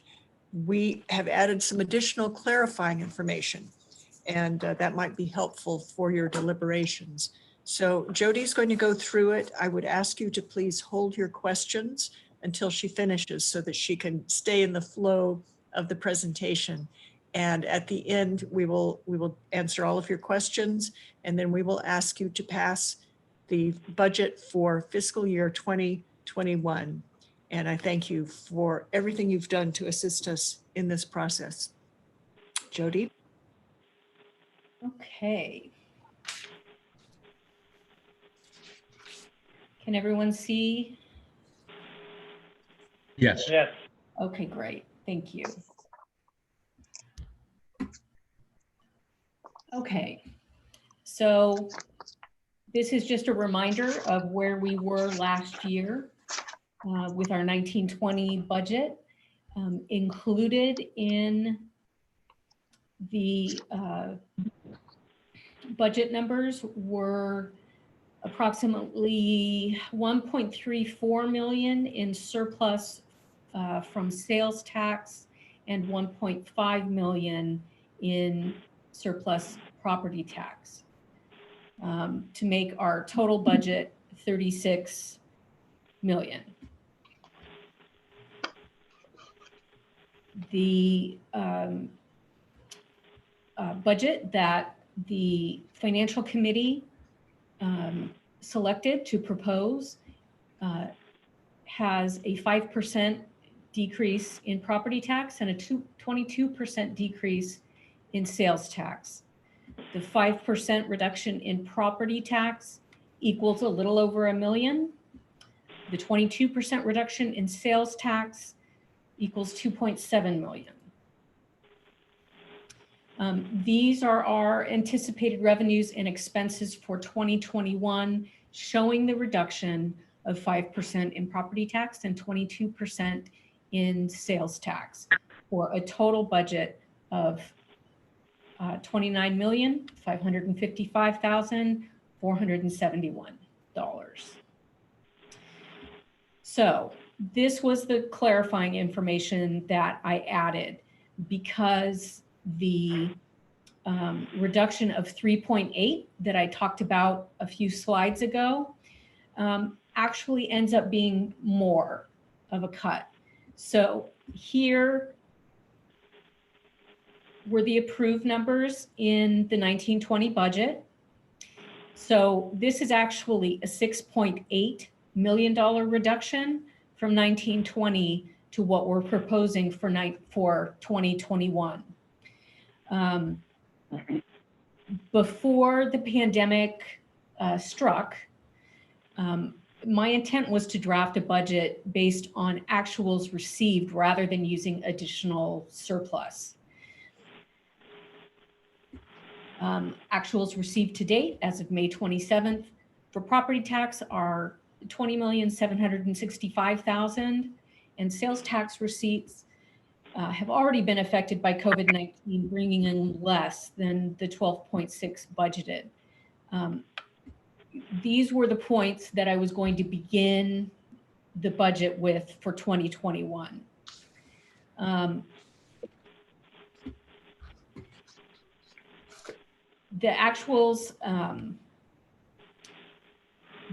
that were anticipated in sales tax, we're still using the 12.6 as a starting point, even though we did not receive that much this year.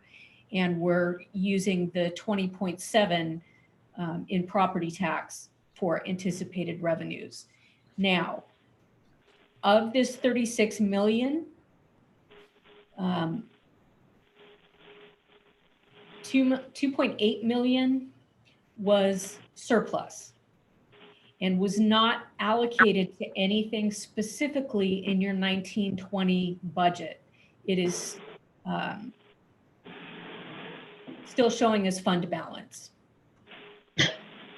That left a reduction of 225,000, which was applied before we even began our budget drafting to services and supplies.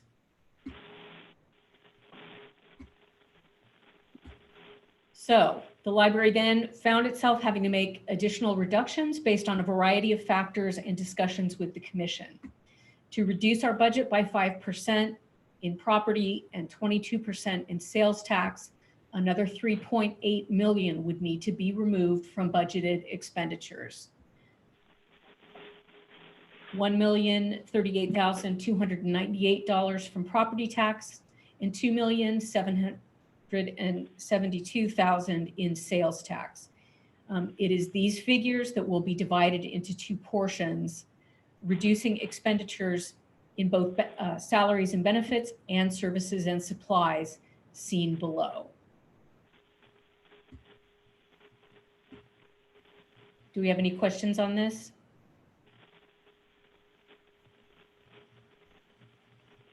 Okay. I wanted to talk to you about some other changes that were made to the budget for 2021. In the past, security, landscaping, janitorial funds were divided among all of the divisions. That made it really difficult to manage the budget for those. So all of the security, utility expenses, landscaping, and janitorial funds have been moved into the facilities budget, and they will be managed from there. This still means that we will be able to get the breakdowns by division or branch. So we'll still have that information from you. It's just the money's in one place so we can see what the total is as the year goes by. We did eliminate our training budget. The training budget was originally $140,000. We kept $40,000 of that to cover law mandated safety or remedial training as required, which saved us $100,000 in services and supplies. Office supplies, specifically our contract through Staples, will be managed through finance. So the 3.8 million, as I mentioned prior, was divided into two amounts. We were all very reluctant to have the reductions land only on services and supplies, because it was really depleting the amount that we had there. We still wanted to be able to provide programming and outreach to the community. So they were distributed, the cuts, the reductions rather, on a 65-35 ratio. 65% of that 3.8 million would be applied to salaries and benefits. That's a total of 2.4 million. And 35% of that 3.8 million would be to services and supplies, totaling 1.3 million.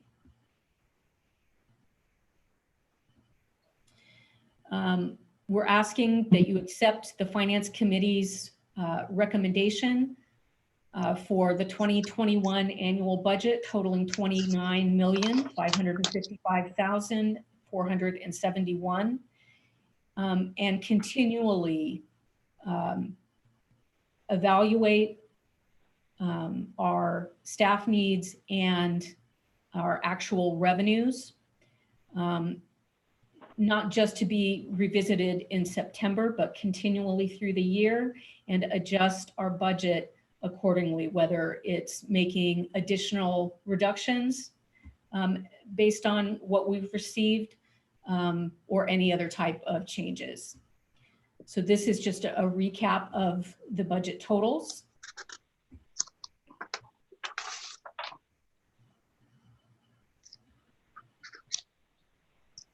And this concludes the budget portion of the presentation. Did we want to stop there for any discussion before I move on? So does anybody have any questions at this point in time? Okay, I don't hear any, so let's continue on. Okay, now we're going to talk about what is in your fund balance. And these are the capital improvement projects that were approved by the commission at the beginning of the 1920 fiscal year, our current fiscal year. At this point, $7.6 million in allocated funding remains here. You can see the remaining amount from the total surplus and also our expenditures to date.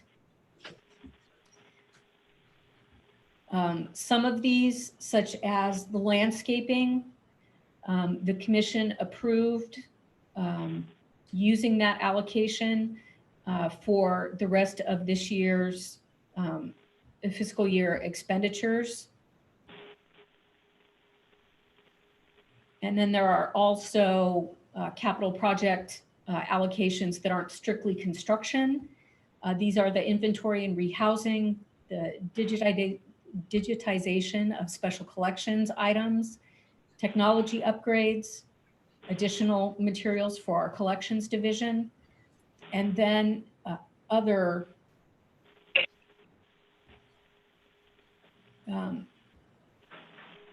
expenditures. Some of these were also not spent, but reallocated to the end of this fiscal year. And someone was asking about why some of these items were still in here. I believe it was because the Measure Y committee committed to paying like a third of the cost. That's what I saw in some past minutes, but I will open that up to questions. Jody? Yes. The facilities assessment plan, we have, it shows 150,000 spent, but we have not spent that. No. And nor have we spent the capital campaign feasibility study or fund development program support. No, we haven't. So spent to date is a misnomer because these particular items, along with the landscaping on the prior slide, were reallocated by the commission last month to help us get to the end of the fiscal year. Got it. Thank you. Okay, so here is what is in your fund balance. I'm going to tell you that the total is 23.5 million. And this sounds like a lot. Here's where it is. You have the capital projects, which was the total of the two prior slides. The restricted funds, which will included gifts and donations that had been made to specific branches that we are saving for work on those particular things. We have our stabilization fund of 4.5 million. Now, because our budget has been reduced, Our stabilization fund is now at 15.58 of our operating costs. So we're at the minimum of where we want to be with our stabilization. The OPEB payment still has 1.5 million in it, after a $1.5 million payment that was made in October. We also have the assigned petty cash, and we have reserves of 3.9 million. Reserve is just my own word for fund balance that has not or had not yet been assigned to anything. My proposal to you is not to use this for the upcoming fiscal year. I would propose moving either more money into the stabilization fund or putting some more money aside for OPEB, or both. While this is certainly an unprecedented time, like everyone has been saying, with the pandemic, the problem with spending your surplus to balance your budget just means that you're going to run out of surplus. I would rather see us get a little more stable in our stabilization fund, which can also be used in emergency situations, or put some into the OPEB trust so that we can continue our payments in the future. And just as a reminder, OPEB payments must be made from our property tax allocations. This leaves an unallocated amount of 1.5 million. Now, what I suspect is that this money includes the surplus that was assigned for property tax. We have not spent that this year, and hopefully we'll be able to avoid doing that. Again, you could roll this into one of the items that you already have allocations in, or we could roll this over into next year's budget as unspent surplus. However, if you do that, my recommendation would be to use this in services and supplies, because that area, especially in property tax, has been pretty heavily depleted. So the total of all these is 23.5 million.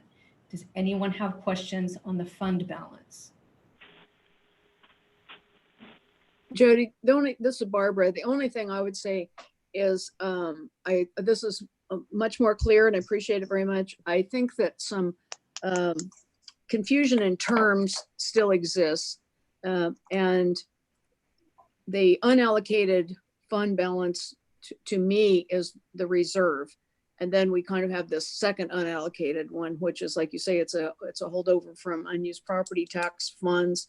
But so just moving forward, and possibly to be discussed at the finance committee, is just getting our funds, our language very clear to everyone. The fund balance policy references the stabilization funds, and the fund balance policy has, a policy about it. But anyway, not to continue to belabor the point, but I think it adds clarity to actually have these more finely defined. I would agree with you. The only thing that I'll point out in reference to this is that our fund balance doesn't really have allocations in it to specific things. And I have three choices when I am moving fund balance or putting money into the fund balance. We have the choice of funds being restricted, assigned, and unassigned. So yes, I think we should all get into some agreement on the terms to lessen confusion when we talk about what we've got. Thank you. Hi, this is Vince. I have a quick question as well. the reserve balance, you had mentioned that it's the fund balance unassigned. I guess in my mind, I'm thinking rainy day fund. Can you explain to me why that would not want to be spent at this time? A couple of reasons. I think continuing to have all of our employees is a very laudable goal, but the fact remains that many of them are not going to be able to return to work for months just because of the current pandemic situation. So our stabilization fund goal is 20 to 30%. I would rather use this here because this also has allowances for spending it as a rainy day fund. And the other is that we need to continue to make our OPEB payments, which is why I would not spend this at this time, the 3.9 million. I would split it between the stabilization fund and future OPEB payments, because we know those are commitments that we have in our policies. This would, if we spent this reserve on alleviating any possibility of letting people go, for example, it would take us through the year, yes. However, if the revenue that we receive is less than we are predicting, we're still going to need to make even more cuts. And I would rather that we hung on to this because we're still waiting for fire season, flood season in the spring, which can sometimes affect our branches, and to further wait and see about how slowly things are reopening due to the pandemic and what that does to our revenues. Does that make sense? Yeah, so another way to think about it is by using that, you would be almost punting down the road, and eventually some of these cuts would need to be made at some point. Is pretty much the sum? Okay. Yes.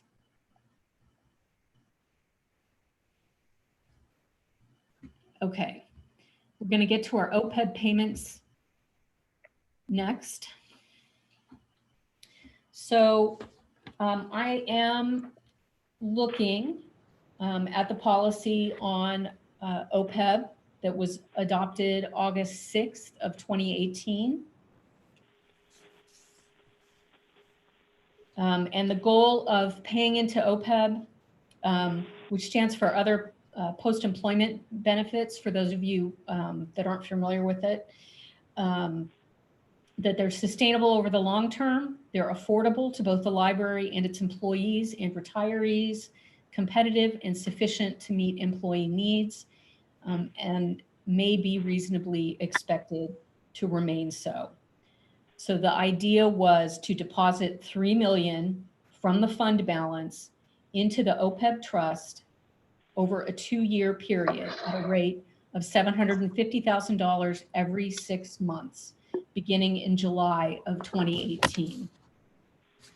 And then to deposit $750,000 annually into the OPEB trust for 10 additional years from the operating budget. So these are the payments that we have made to date. Our two $750,000 payments were made in one payment that was sent on October 4th. The January payment has not been made.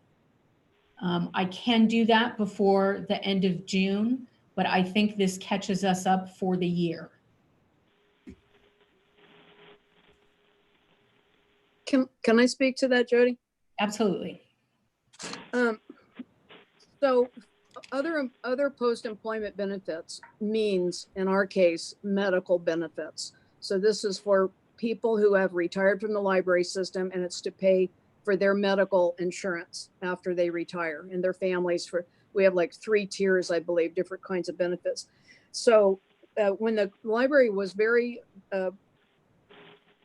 poor back in 16, before the tax measure gotten passed, the commission at that time realized because this law changed, it called GASB. I don't know what it stands for, but anyway, you had to report this liability. You couldn't just keep it off the books. So suddenly there's this gigantic liability that appears, you know, on in our audit. So the commission at the time in 2016 created this policy, put aside $500,000, which was quite a chunk at that time because the library wasn't doing that well. The following year, you can see they just put aside $150,000. The following year, $150,000. And right about that time is when we got a Measure Y passed. And so we had, you know, more income coming into the library and so forth. So three of us who were on the commission at that time and our CFO at the time put together a OPEB policy committee with a pension expert, somebody from our audit company, and a city manager. And so they put all the scenarios together and figured this was the best one. And the concept was, when you've got good times, it's a good time to pay down your debt. So we had enough money in our fund balance, because our fund balance policy again said at that time the fund balance policy was have 12.5% in it. And now, so we raised it to 15% as a minimum, and then we had $3 million quote left. And so that was, you know, let's put 3 million in there while we've got it. Unfortunately, or fortunately, whatever, the decision was, don't put it in there on one time because you might hit it wrong, because this is invested in a fund that's a mixture of stocks and bonds. And, you know, you want to kind of time your deposits, so, you know, to maximize your investment. So the policy was also to put in $750,000 every year out of operating expenses. And because we divided the $3 million into chunks of $750,000, it got very confusing, you know, which is which. So in future reports like this, I think we need to label carefully whether, you know, let's point out which is the part to go into the 3 million and which is the 750,000. In my estimation, the 3 million would be 4 payments, and then 2 years of 750,000 is 2 more payments. And so 6 payments have been collectively made. And I agree with Jody that we have caught up through this end of this fiscal year. So my request would be for future reports, again, that we label these what they are and see that then we have put the 3 million in, and that we want to keep putting 750,000 in. And I would just make one more remark, and that is that the OPEB committee saw this as a first step.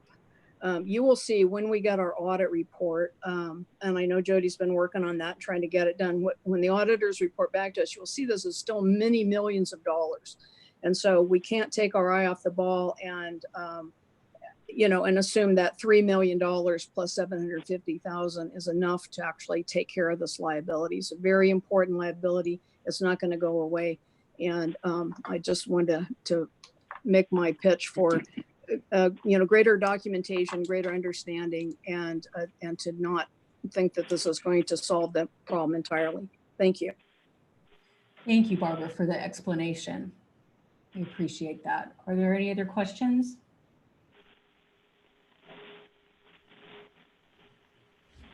Okay. Here again is the recommended budget, reflecting a 5% reduction in our property tax and a 22% reduction in our sales tax, for a total budget of $29,555,471.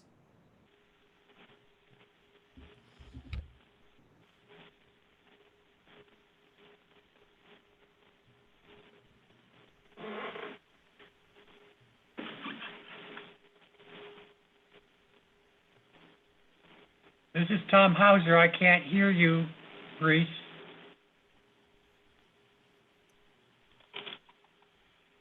I can't hear anybody. Sorry, I apologize. I muted myself so I wouldn't make a noise during her presentation inadvertently. Okay, so I would like to call for public comment at this time.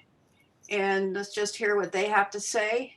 And remember, we can't respond to them. They just need to make their statements and move on. So is there anybody who's on public comment who would like to make, a statement? Oh,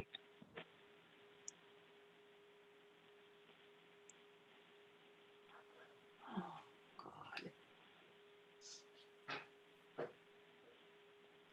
I don't hear anybody.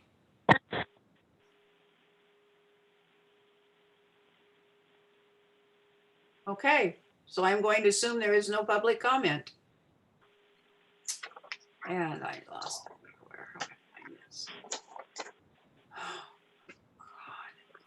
God. Okay, I've lost everybody. Where did you go? We're here. Yeah, I get you, Deborah, but you're the only one. I can hear you, Reese. I'm here also.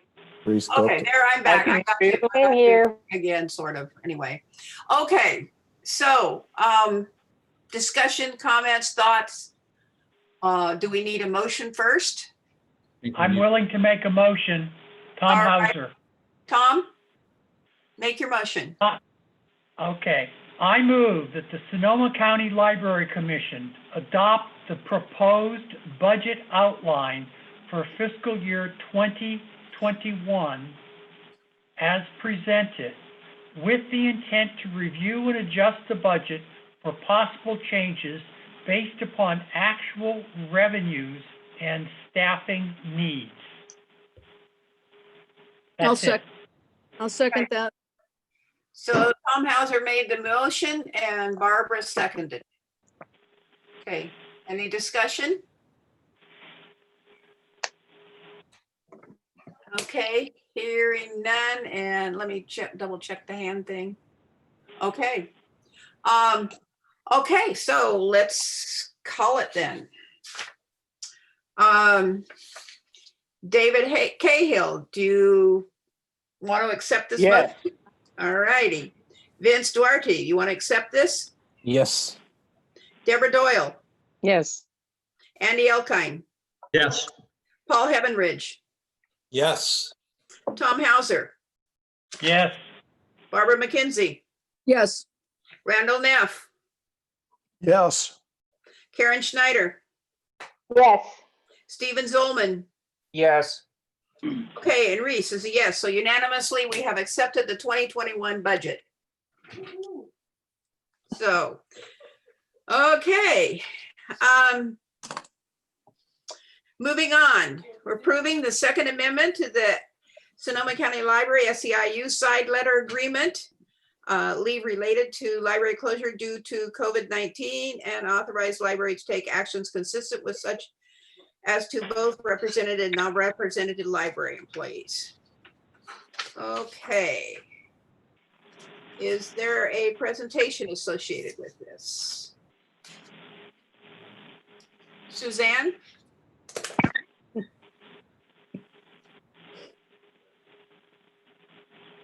Hi, sorry, I'm Okay, getting muted and unmuted.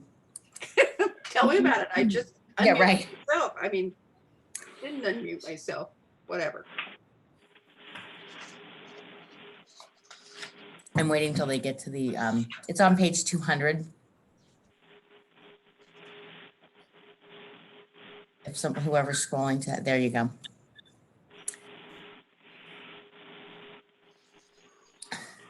So just basically, we met with the union several times and exchanged proposals and counter proposals. And basically with the counties, well, with the states, easing of the restrictions, and then finally the county public health officer, the Sonoma County public health officers easing of restrictions. We came to finally an agreement to have a Second Amendment that did not accomplish as much as the librarian wanted to, but the union did concede to give up premium pay for all staff effective next Monday, June 7th, or next Sunday, excuse me, June. And staff will be allowed to enter their own time off requests.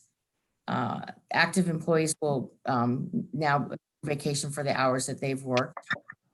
And then we did eliminate the attachment A, which was basically listed classifications, because now, as of today, as of Friday, we actually have 117 staff members back to work with the curbside pickup. So there was no need to have just a few classifications listed. So we felt it was a success, and we really wanted to focus on getting the curbside pickup. So the full, I attached the actual side letter agreement and Amendment 1 for your reference, but what we really approved was this first document, Amendment 2, in its entirety. And moving forward, I think that we just want to continue to negotiate and partner with the union to develop solutions to expand service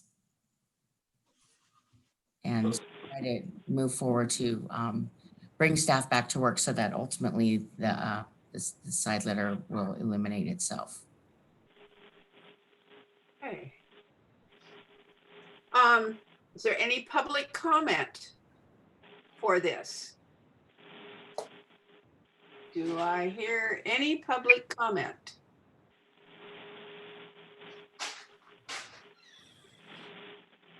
So nobody from the public wants to make a statement. Just don't want to mess up somebody. Okay.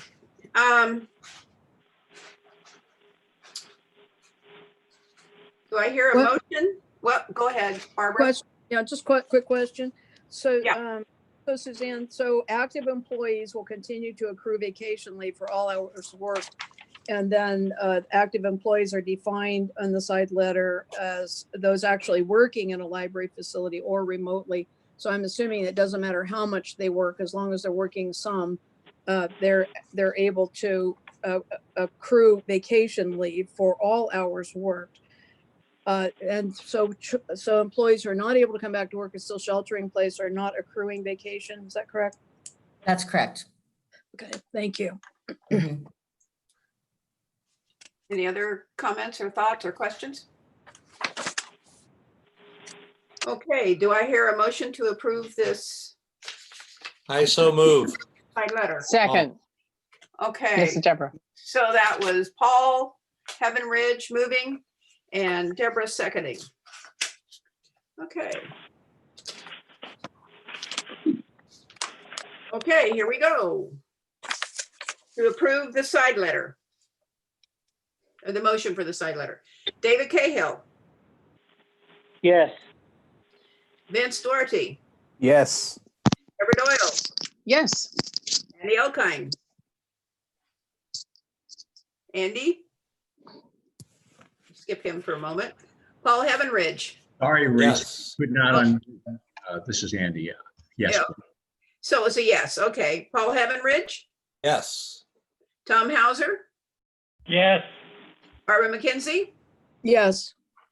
Randall Neff, Yes. Karen Schneider, Yes. Stephen Zolman, Yes. and Reese Foxen's a yes, so we unanimously accepted that. Passed it. Okay. Yahoo. Okay, discussion. No items by resolution. Okay, Randall, you had asked, I want to say this to you, so you had asked for the automated materials handling contract be discussed on this agenda, and we took it on ourselves to put it into the future because it needs to be fed into, right now it's on hold. Nobody's doing anything with that money. And we need to discuss it in the future in relationship to what is needed for the library. And that has not been determined yet. So Okay. we will bring it forward at some point in time though. Thank you for doing that. Okay. I wanted to make that clear. So now we're down to nominations for the commission of chair, or commission chair and vice chair. I I want to thank you all for the privilege of having served as your chair for a couple of years. I know that I get rather loose with some things, but I'm hoping that you feel like that we have moved along at a fairly rapid pace with most of the meetings and that things have been taken care of. So you can self-nominate or you can nominate somebody else. What will happen is after the nominations tonight, the nominees will be required to write a little piece submitting why they want to do this, what they feel like they bring to the position, et cetera, and submit it for the July packet. It'll have to be submitted, I think it's by June 26th. And then for the July packet. And then July 13th, which is our commission meeting, we will have a vote. From that point on, the vice chair and I will work with the new chair and vice chair, making some kind of transition so that it's hopefully as smooth as possible. And they will officially take office on August 1st. Okay, so it's now open. The floor is now open for nominations.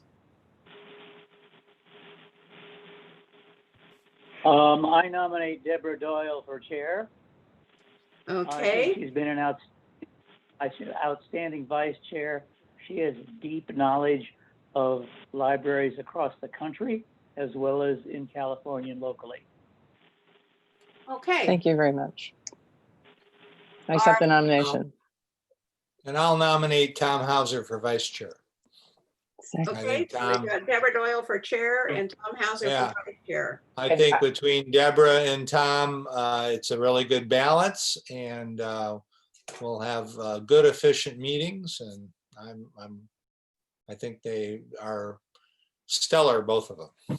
And this is Stephen, and I nominate Commissioner Schneider as vice chair. She similarly has a depth of knowledge, especially here at the local level, and also being dean of one of our universities.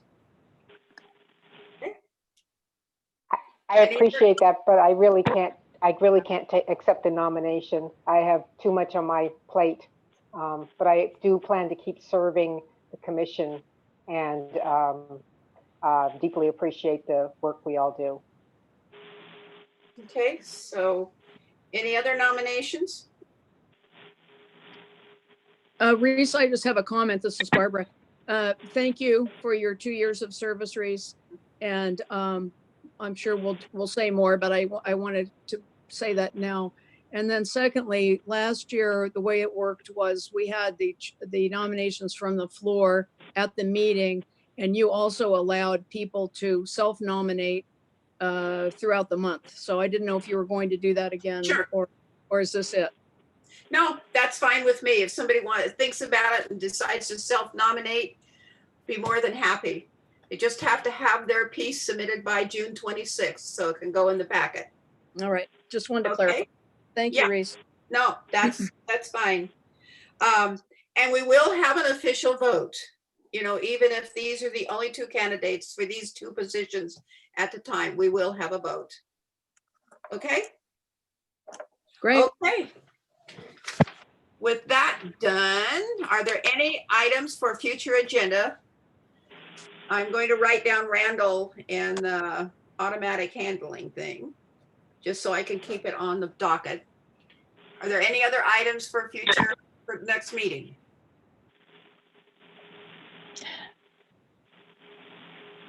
This is Deborah. I wonder if we could, maybe Anne, we might get a report about what other libraries are doing. And I mean, certainly Sonoma is our focus, but it would be kind of nice to know what other libraries are doing. In relation to COVID or in relation to trying to COVID, survive? yes. In relation to COVID and opening and that sort of thing. Okay. I had a comment, Reese. I was very impressed by Jamie Anderson's report on collections, as I always am. She always answers all the questions that I come up in my own mind. But she had an interesting comment here about a research project, I think, that's going on about safe handling of materials. And I believe the results are the middle of June. Is that correct, Ann? And so a report on that would be great.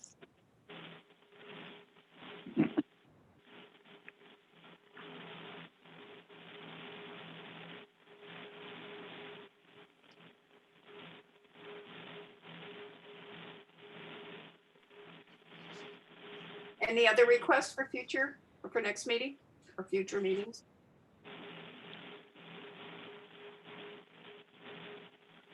Okay.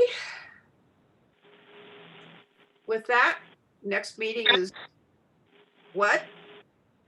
Did I miss something? Okay. Okay, with that, the next meeting is Monday, July 13th, 6 p.m.